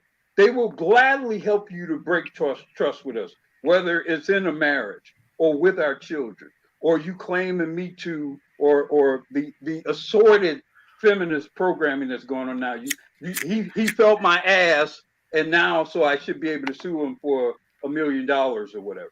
So I mean, there's nothing. 15 years later, we have no reason. We have no reason to trust you, not at all. Wow. It's foolish for black men to trust black women. Foolish. Well, listen. Can I what say a- this, and ma'am? yeah. Mhm. Real quick, to back up what Black Uru is saying. You see this body positivity thing that's going on, right? Yes. You see I'm in the body corporations. negativity. Wait. No. Look, understand where I'm going. Wait. You see the Yes. body positivity. It's a bunch of heavy set women, heavy set sisters, primarily, whatever. Let me ask you something. All those CEOs of those companies, all the execs, if we were to look at their wives, you think any of their wives look like any of those women? Any of them? Not even one. No. Then why are they pushing it? Wow. Hey, You see what I'm saying? Let me get in Exactly. here for a second. Let me get in here for a Well, second. you know what? This is Hey, oh. why we have to do better. We, the women, it starts with us. Guys, I know what you're saying. It does start with us. We have to, because right now women are, yes, they're in that toxic energy. They're codependent on you guys. They're leaving it for you to make them happy. But no man can make a woman happy. No man can love a woman who doesn't love herself. And black women do not love themselves. Collectively, we do not love ourselves. Now, I've gone through a self-love healing process, and I've been on that journey since me and my husband separated back in 2007. So I've been on that journey since 2007 up until this point, and it's a slow process of learning and evolving and stepping into a womanhood or an adulthood. But it took me to have to get a divorce, go through a foreclosure with my husband, leaving to go be with another woman in order for me to have to come back home to experience. I had to come back home at the age of 45 with, you know what I'm saying, some of my kids in tow, just to see where this stuff all started. And now that I'm here, it's like I saw it. I'm like, okay, I had to come back and actually face my mom, because that's where it started. And it's like, wait a minute. And I had to actually protect my own children from my mother. I had to protect her because she was not going to abuse them. You know what I'm saying? Verbally. It was like the verbal and mental abuse. Now I was getting attacked by her. Now I just went through a divorce, foreclosure, and everything. And I remember there was a time I was telling her, hey mom, yeah, Hamed, that's my ex-husband's name. He, his wife, she just opened up a beauty salon or a hairdresser or whatever. And she was like, she rooted for the other woman. You know what I mean? Which was okay, because I'm okay with a black woman getting ahead. And I never believed in possessing my husband. I don't believe in possessing a man. I believe that if I don't make you happy, then you have every right to go be with someone else who does make you happy, because I'm still learning I'm trying to figure myself out. And if I fucked up, excuse my French, guys, if I messed up, then I'm going to own it. I say to this day, my biggest fault in that marriage is that you say things out of your mouth and you don't know how another person is going to take it. I was literally riddling my husband with bullets, not even knowing that I was doing that because I was operating from a narcissistic energy. But I didn't realize that that's what I was doing because I wasn't feeling anything. It's like, oh, you could say stuff to a man and it's like, oh, get over it. No love lost. Like, I still love you, but he's over there wounded. And I didn't know that the man was wounded. I really didn't and that's when I learned that there's two different types of people in this world. Learned that there was two different types of people. You have people who are feelers, and then you have people who don't feel shit. And I was one of those people who didn't feel anything up until now, but I had to go on this long journey, 11 years celibate, and then meet up some, an ex friend of mine came back into my life, and he was the catalyst for me to start changing. And I learned, now I see what Black men go through, and I'm like, I'm like his biggest advocate. Yeah, it's like I had to show him unconditional love and literally went through hell in a relationship. But you know what? I didn't give up on him because I already knew the pain that he was going through. So it's like I keep showing unconditional love to myself and to him. Before anyone goes, I just want to get clarification. One quick question. I'm gonna shut up right after this. Did I hear correctly? Did you say you were in a same-sex relationship? No, I didn't. Oh, okay. Because I heard No. Okay, I heard wrong. Okay. Because I heard something else. She had a Okay. girlfriend. Fellas. No. I said no. Hold on, lady. Hold on. Okay, I like to apologize. I was having technical difficulties, but now I am back. We got two more people on the panel that haven't said anything yet, and so just let the others rest for a second. Let's get preaching here, and then chaos reign. Preach. What's up?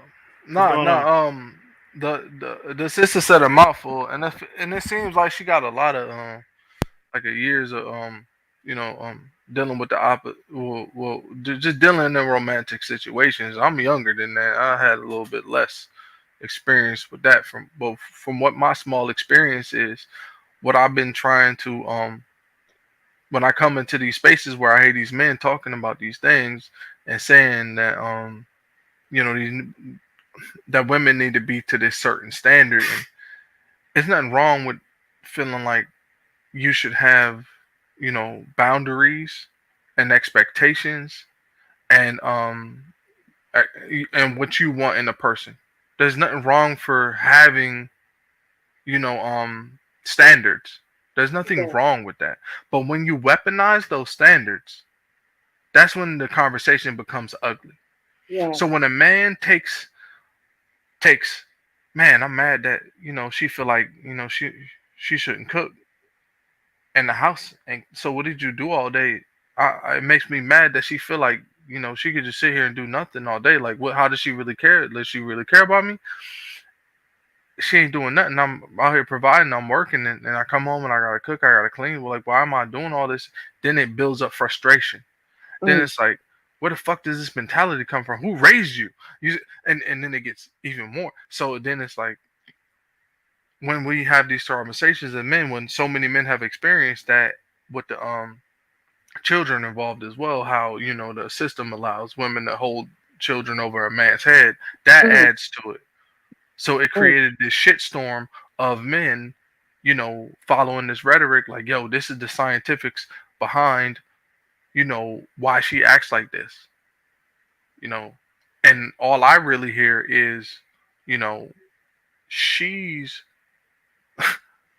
surviving like you're surviving, but they just made our survival different. Yeah. If that makes any sense.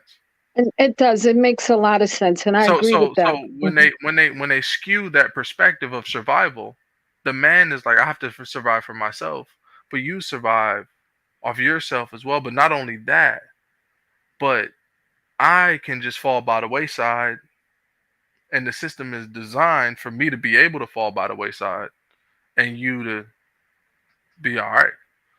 That makes us feel worthless. You know what I mean? Like we have no value.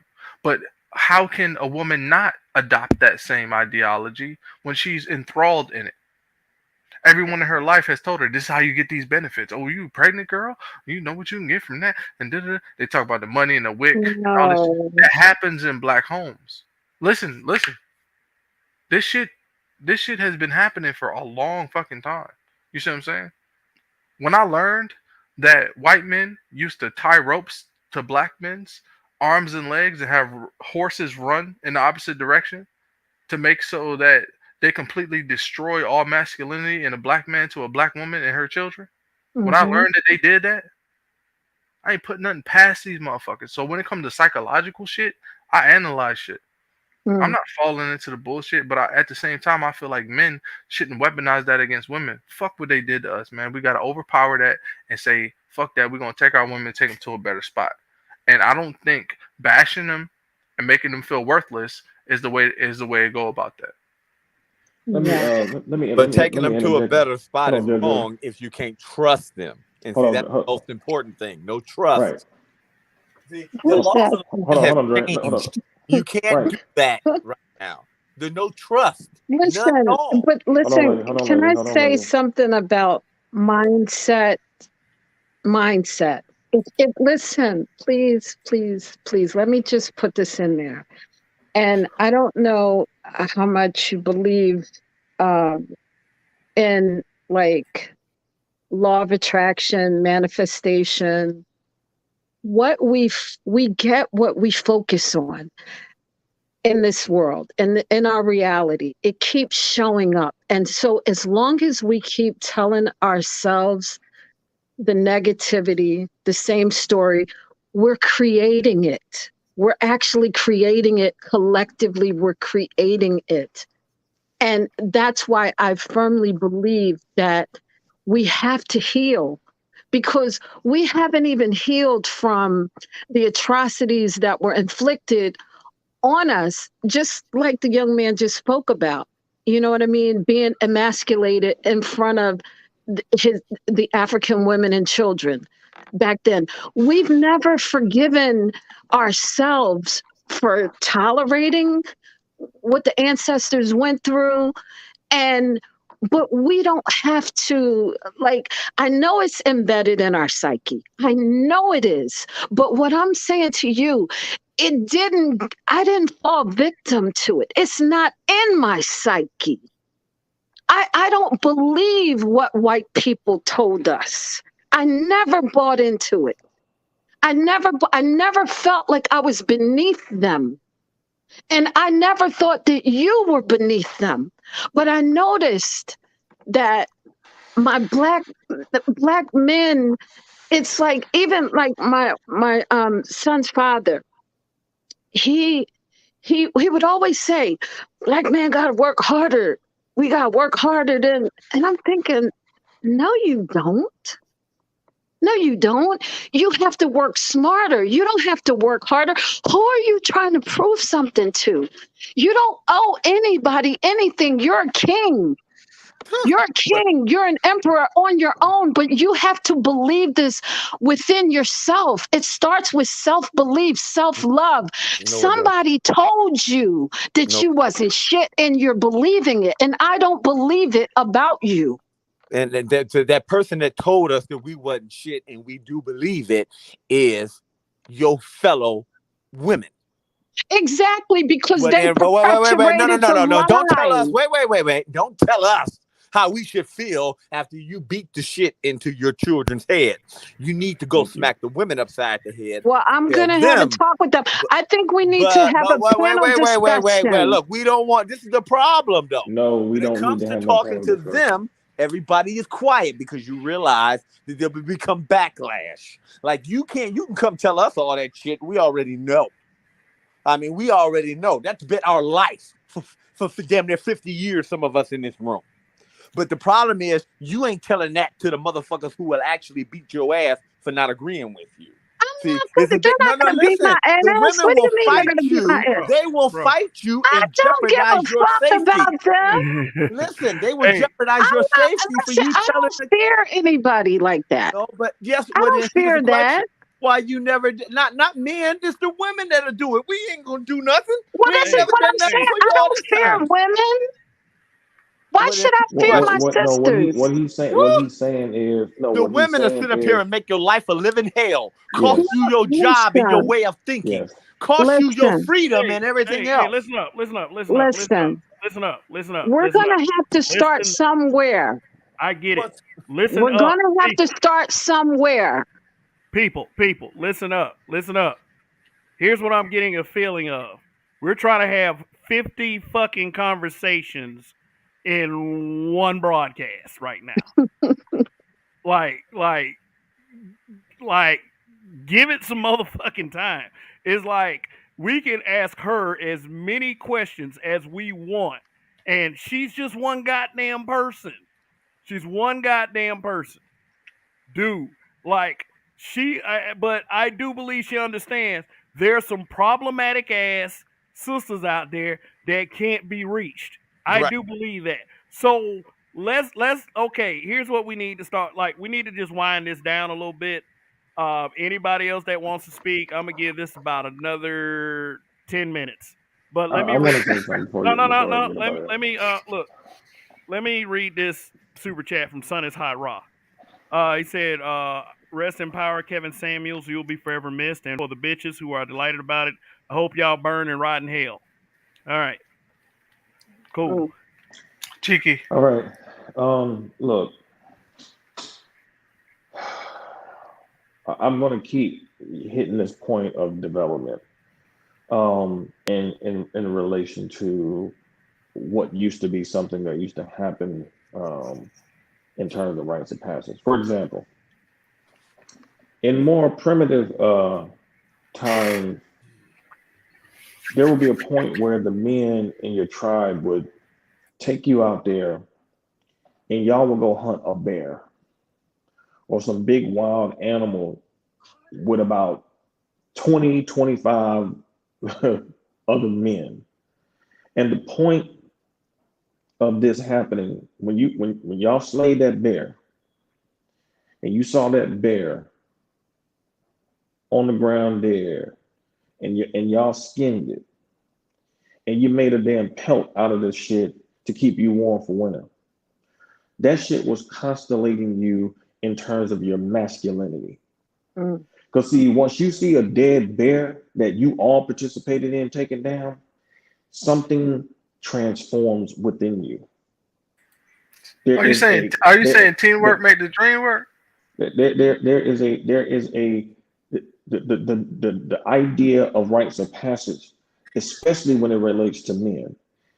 At a certain point in our history as men, we recognize that if sons spent too much time around their mother, they were going to be weak as fuck. And we couldn't allow that to happen because once you became a man, you was going to have to be functional and productive in society. For the women who became women in society, so they can have quality husbands that were going to be able to provide for the family. So they will make sure they would snatch those boys um, from those women to put in these rituals to make sure they developed what they needed internally. Now, we have had 60 plus years of Black men specifically who have not had that constellation. And we have also had 60 years of women who have been constellated to think like a man. This is why Mm. Steve Harvey came out with a book talking Mm. about think like a man, act like a lady. Because you don't see no type of shit like that in other groups because they understand what the role is of their daughters and of their sons. If you notice, when you look at Indians, it ain't no gender confusion in Indian communities. Ain't no confusion whatsoever. But because Black people and Blackness is so malleable, and somebody can tell you that if you don't vote for them, you ain't black. And black people not only accept it, but vote for the same motherfucker who said it in their face. It don't, your existence don't really mean nothing. And that's what we're seeing out here. We're seeing that black existence don't even matter as it relates to this man losing his life. Because women who raise women who are feminine and emotionally connected and bonded to the people in their spheres, they don't have females coming on social media celebrating somebody's death that they never even met. You can turn off the goddamn internet. You can turn off TV. But at the end of the day, these same motherfuckers gonna have the same loser ass life that the previous generation of women and their families have. They're gonna be the same women out here in the damn soup lines begging for some soup when a pandemic hit and they ain't got no money, they ain't got nobody to fall on, and then they're gonna come out here talking that black men need to build a community for us bullshit like they do because it comes hook, line, and sinker. When they in need, all of a sudden now community matters. But when them white folks is giving you shit, community don't matter to you. When we go back to somebody like Booker T. Washington, for example, a lot of people know about Madam C.J. Walker and how successful she was. But what a lot of people don't know is that a lot of her success was due to her affiliation with the National Negro Business League, which was the first U.S. chamber, which was the first chamber of commerce in the United States that Theodore Roosevelt used as a template to set up the U.S. Chamber of Commerce. A black man that came off a fucking plantation set up the first chamber of commerce in the United States, and he also established Tuskegee Institute. And so what a lot of people don't realize is if you do your history and you research and stop chasing stupid shit out here, what you'll realize too, that there were women that were integral part of the National Negro Business League too. Matter of fact, hey bro, you said 10 minutes. A white dude. I'm not hating on you. I'm just saying you said 10 minutes. And I know what he said. A white man said that when he watched the interactions of the black men and no, I black said women what you said. You said 10 minutes. I didn't say 10 minutes. Whatever. Just going back to what you were saying. I mean, damn. Go ahead. Back to what you were saying. A white man who was watching the interactions of the black men and the black women in the organization when they had a conference. He sat back and watched the interactions. And he came to Booker T and he expressed his admiration in how Booker T was able to incorporate black women into the organization and have them working in the organization in unison with the mission of the group. So this idea that black men were oppressing black women and we was trying to treat them like shit is not even in the historical record. Even from somebody who came from a slave experience, was able to incorporate black women into an organization that had a positive impact in the black community. Many bank associations by black people were started through this organization, insurance associations, and the list goes on. So my point is that black people don't even know enough of their history to know that the shit that black people doing is a complete direct is in opposition to the things that black people were doing to come together when they were in the worst of times. Now we're in some of the best times to utilize what we have out here to come together and build. And motherfuckers is out here, instead of building and moving forward, they're out here celebrating somebody's death that, for all intents and purposes, somebody they don't even know personally. Because people ain't got nothing better else to do than just project toxicity onto people they don't know, because they don't want to have to go home and look their mama in the face and ask the question, where's my daddy? And I'll leave it there. All right. Preach. You want to say something? Yeah. Real quick. I'm gonna try to make this short because I know I got a lot of older people. I'm sorry. I don't want to be disrespectful. I have people that have experienced life more than me on this panel by at least a couple years. You know what I'm saying? And I respect that. I just want to say I respect that. But I just want to say something. When it comes to black people looking at the world, I feel like we look at happiness and peacefulness and stability as something that's such a leap and a bound away. when it's really Yes. just when it's really just, you know, a couple of smart financial decisions away. You know, Mm. I feel like we look at it like this golden prize. Like we got to shoot for the stars. We all got to be rappers and basketball. We got to be millionaires or we're nothing, right? That's what our own society tells us. A crackhead will tell you, you broke. I've had crackheads tell me I'm broke. I've had crackheads after getting off work. They ask me for some money. I'm like, no, I don't got it. I've had crackheads tell me I'm broke. So, but anyway, It's so okay. It's okay. we our level of success is different from other people's. I worked at a job one time where I worked at, as a matter of fact, very recently. I worked as transport for a funeral. We would do a lot of house calls. We get dead bodies from homes or hospitals and we take them to the morgue. When we would go get the white people, the older white people, you know where they died at? They died at old hospice military facilities or hospitals or the hospice in general or the old folks home. That's where we would go pick up the bodies from. That's where they died from. We never picked up any white people that died in mansions in that large luxurious bed. They didn't die there. They died in the ICU or they died in a old folks retirement home place. So did other black people. That's where we end up at. And they were born years and years and generations ago. So where do you think we're going to end up at? See, when you work at a job like that, you look at fate and you look at life and how it's going to end up. I did this shit.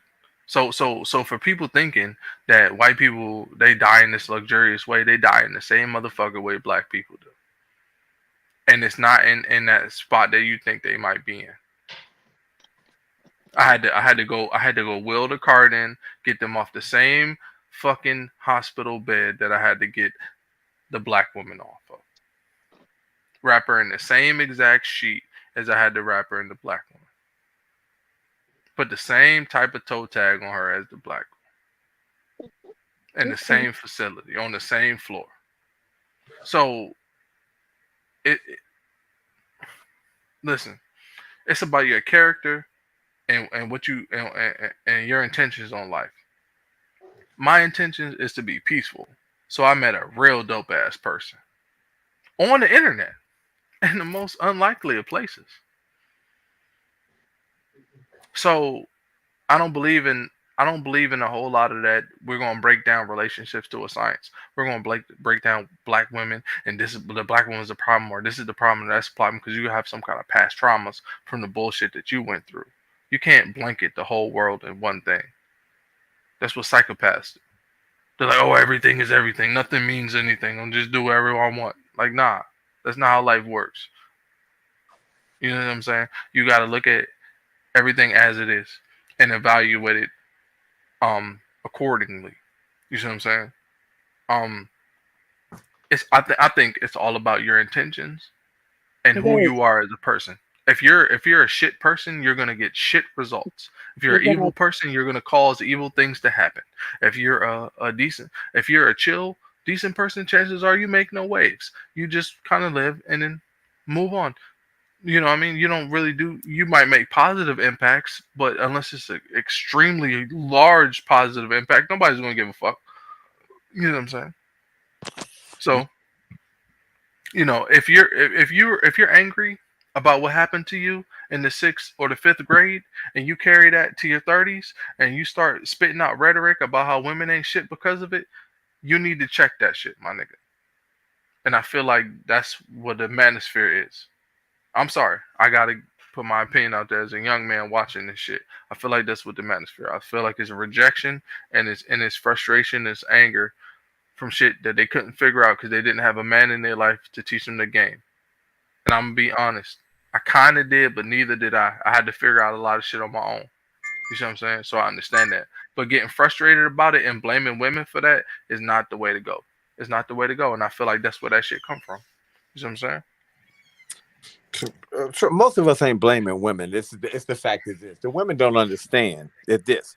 Women say, "Oh, we went through shit too." Here's the question: you might have went through shit, but if somebody was saying, "Here's $3,000 a month of benefits for going through the shit you went through," I mean, you reap benefits for the little type of shit you did, where your men counterparts didn't.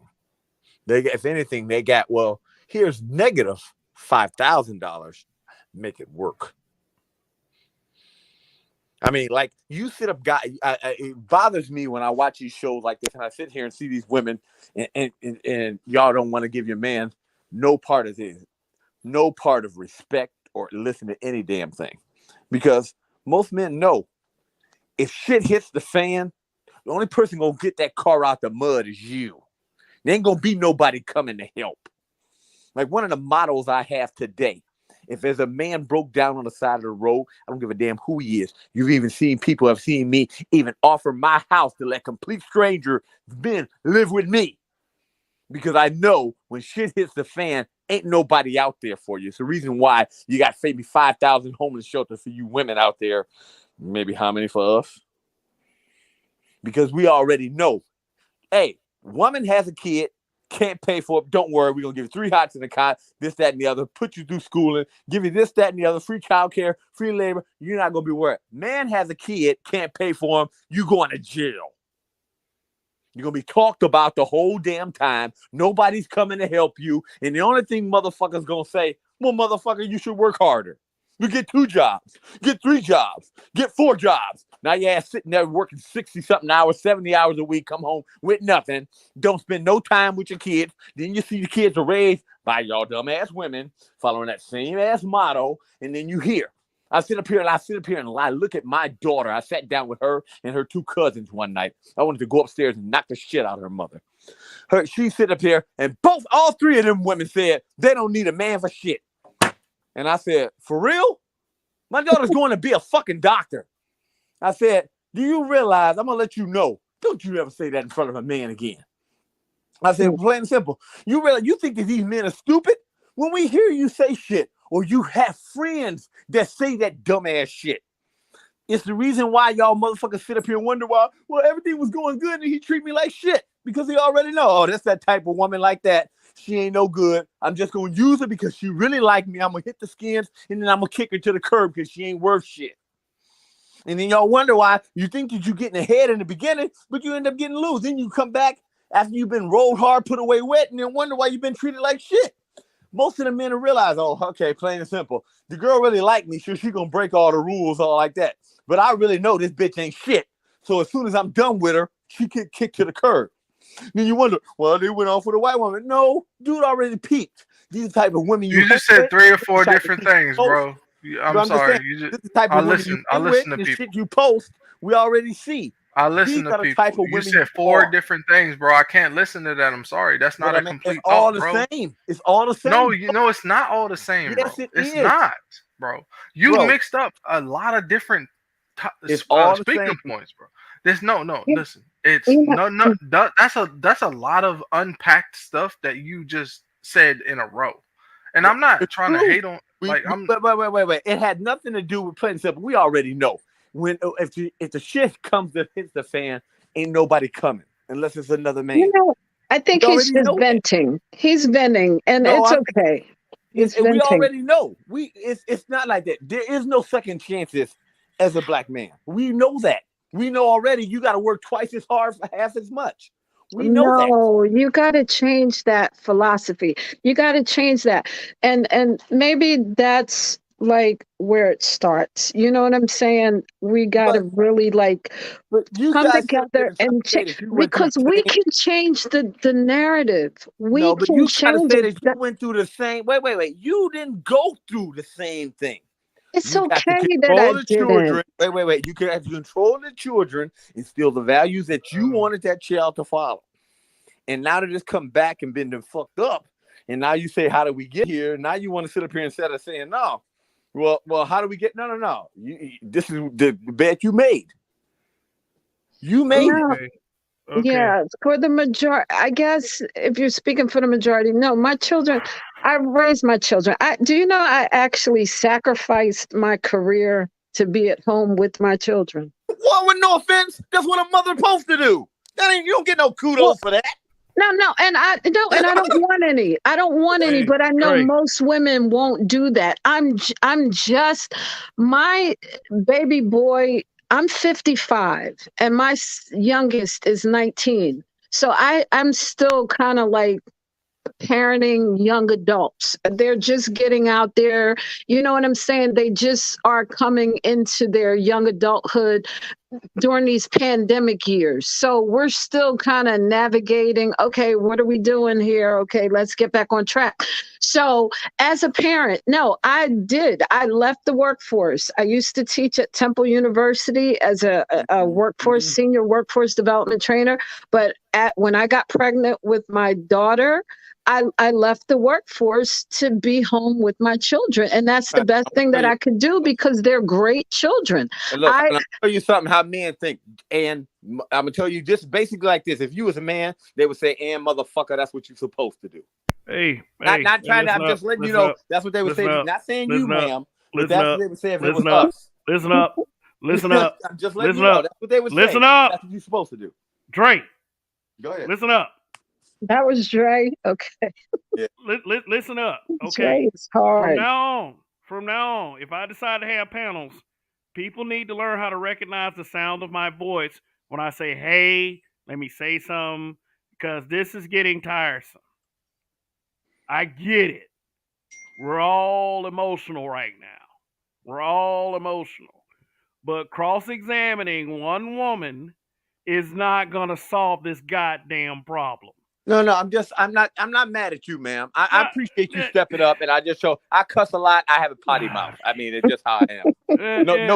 I give you a credit, baby, for even hanging in there as long as you did. But here's the thing. Okay, do I have your attention right now? Yes. Do I have your attention right now? Okay. Yes, sir. Okay, because I don't want to lose what I'm saying, because I'm about to wrap this shit up. We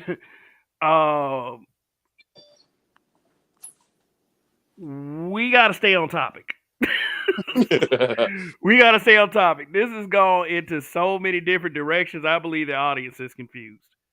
But this right here is not going to end with this broadcast. I understand that we are angry.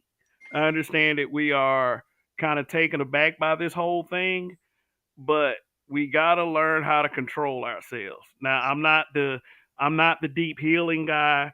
I'm not the guy that's going to take my anger out on the wrong people.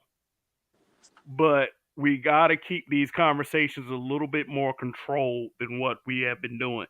And this is my promise to people who are going to tune into this channel from now on.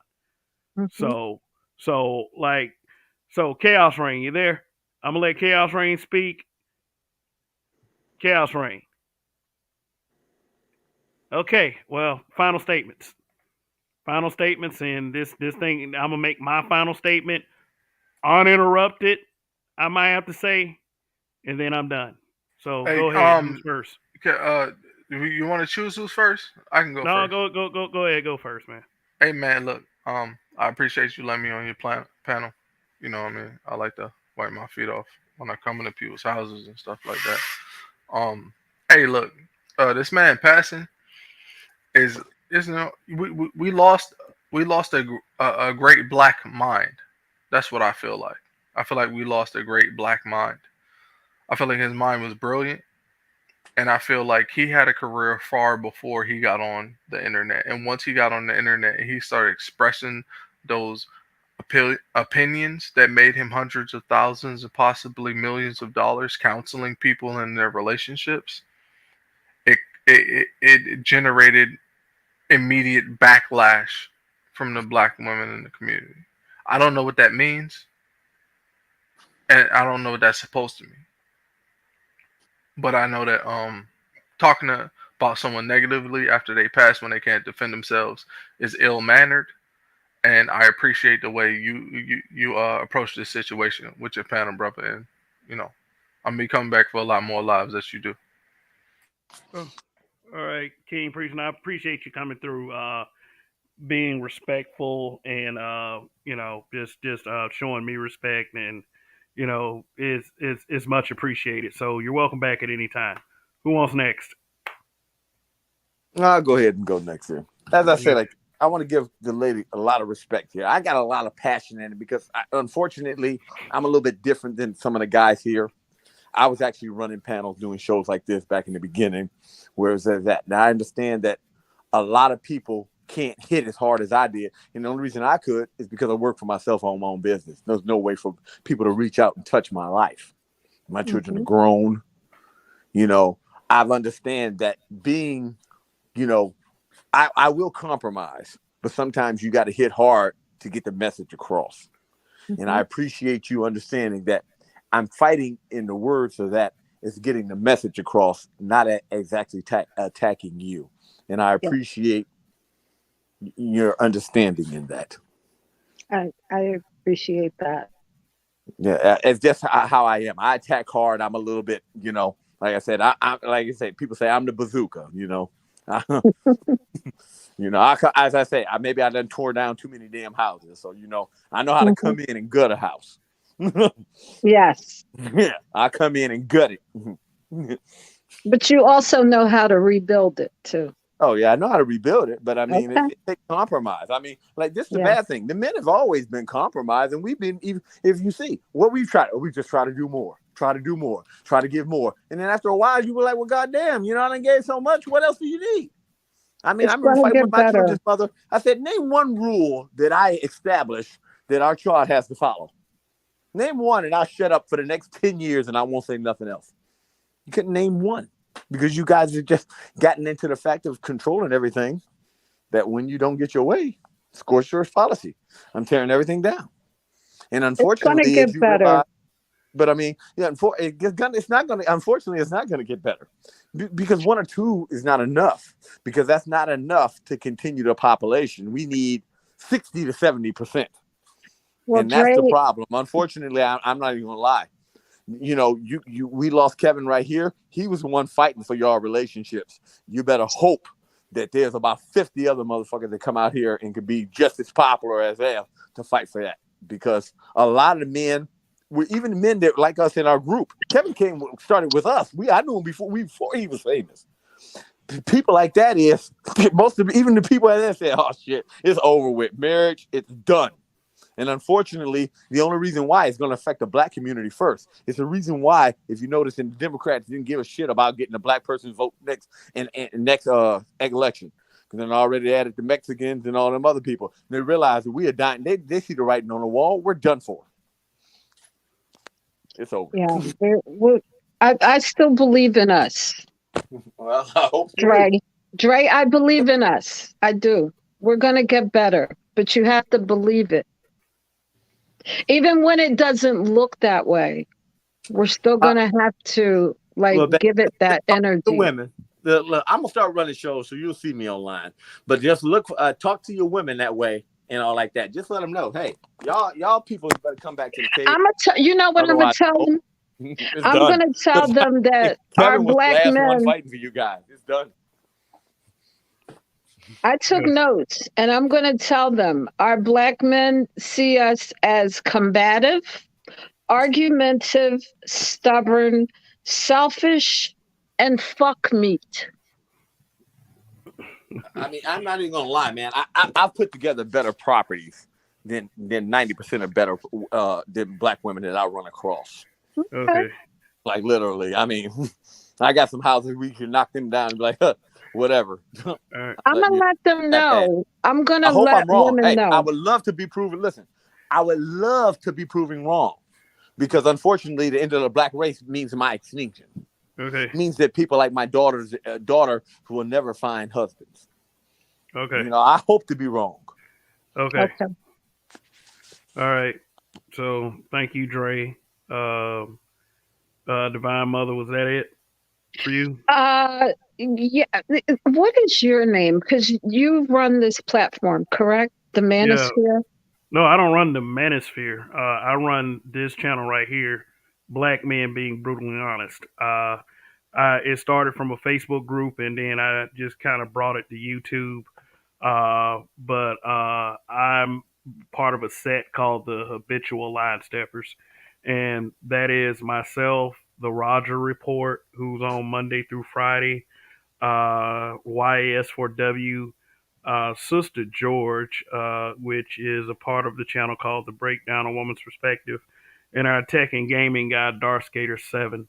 But this channel in particular, that's me. My name is Kev, well, which is short for Kevin. So Kevin Samuels is kind of a namesake for me. Okay. Yes, like, and I didn't come up here calling myself Kevin because of another Kevin. That's the name my mother gave me. So Got it. yeah, so So yeah. Kev, this is I just wanted to I would love to get your contact information, because I got a Mr. Z. I really want to be able to follow up with you guys on your channels to support in any kind of way. I'm not sure how, but I have some ideas. But I know with Mr. Samuel's passing, like I said, I think Kevin set the stage, and he brought the it's like a big pus bump. You see what I'm saying? He brought it up. It's ugly right now. It's nasty. As you can see, the backlash of the women, you know what I mean? You're going to have that. You see what I'm saying? But we can't worry about that right now. But those issues need to be addressed after the dust settles, and you know what I mean? We still got to continue the dialogue for change and push for better relations, because this is horrible. And like I said, I guess I've been under a rock after leaving the workforce to raise my children, because I used to care about the matters in the world and Black people and this, that, and the other. But once I got into my family, I just kind of got off the radar. I don't even watch TV. I don't own a TV in my room, in the house. You know what I'm saying? So I don't keep up with a lot of stuff, because it's toxic, it's poisonous. But I've always had a heart for revolution. You know what I mean? And I believe I'm a very altruistic person. So yes, whatever Kevin did, it was for a purpose. And I don't think we can't lose that. And we have to continue to build on the momentum of it. And I respect every Black man who's here in this discussion today. And like I said, I want to apologize for Black women. Even if they don't give a damn, I do. And I'm going to give a damn on their behalf that they don't give a damn. You get what I'm saying? I'm going to give a damn for them, because it's almost like, Father, forgive them, for they know not what they do. Mm-hmm. Just stay on after the show. After he plays the outro, we'll talk a little more. Okay. All right. Cool. And I don't know if you can do enough apologizing for them. You're just one person. Yeah. Yes. And that will be a huge responsibility to put on just you. Definitely. But I would hate to see. But we got Donnie, who just came up here. Shoot, Donnie, what's going on, man? That's the guy I mentioned just a second ago, YAS4W. Well, what's going on, man? It sounds like y'all in the final thoughts. I thought I was coming up to put my cape on and save Black women. I'm here for you. I'm here for you. I am your Russell Wilson. I am your knight in Seahawk armor. I am your knight. Oh man, you ain't shit. You ain't shit for watching. How y'all doing tonight? Yeah, well, things could have been a little bit better under the circumstances, but it's every day something happens. So I mean, it is what it is. But Dr. K, what's going on? Yo, what's good? Yeah, I mean, personally, it's obviously it's bad when people die, but the truth is people do die every day, so that's it. Okay, Or- that's what you came up here to say. Okay. But okay, all right. But thanks for sharing your thoughts. But Okay. here Goodbye. it's final word. Final word. Everybody mute up. All right. Listen up. Listen up, folks. Listen up. What I saw today was very alarming after a man who became very popular in this space you know uh, apparently has passed on. It makes me fearful for my child growing up in a community like this, and hopefully, yeah, my child happened to be a little girl. Hopefully they'll have it figured out by the time she gets to that age. But I don't know that for what's going on right now, that seems like a very short window. Now, I have to tell you this: everybody has that one person. Just you can mourn for the man, you can be sad for him, you can celebrate his life, or being like some of these tasteless ass people out here and try to celebrate the fact that he's dying or he's dead. One thing that I want to let y'all know, that everyone has that one person that is off limits to the things that these people are saying. And I'm not surprised because I've been seeing this kind of thing for years with men who are alive. I mean, so I did the whole 1 foot in hell thing. A lot of these people know that they already got 1 foot in hell. So they're going to act like this. They're going to say this kind of shit. And it's going to be some of the most shameful, miserable stuff that you've ever seen in your life.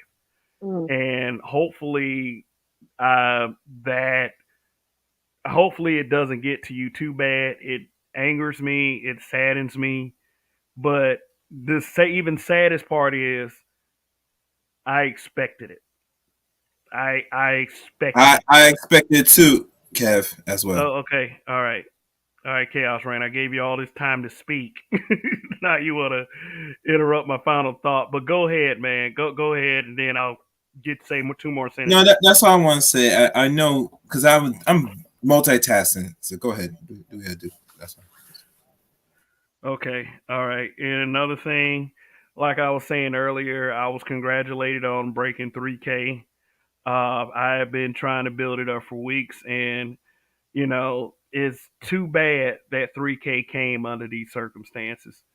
I really appreciate all the love from the new subs, and hopefully you'll be here for future conversations that are with conversations that'll be a bit more jovial, not so sad and tragic, but this is what life is, man. We live, we die, but look, if this should teach you anything, is to not take life for granted and just live, because you don't know the time or the hour. And like I Mhm. said earlier, this man right here lived like more than 3 lifetimes in like the past couple years. Mhm. So we can only hope to get at least a tenth of the living that this man has done. And yeah, is but as far as some of these people out here, I mean, I got lots of respect for a lot of you, especially the ones that are here on a regular basis. Like, from week to week, broadcast to broadcast. I got nothing but love for you guys. But a lot of you out here, the haters, and all these little simps and all these little bitters out here, uh, from now on is ice water in my veins. From now on, I really really try to be hopeful, but is just like is extreme disappointment. Well, maybe I'll wake up tomorrow and be a little better, but it's just wow.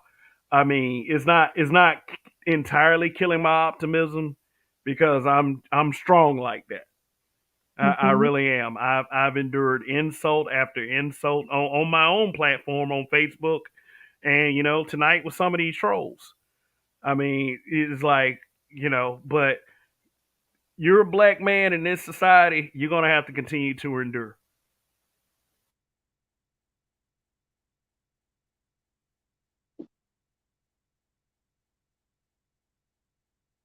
Kev, are you still there?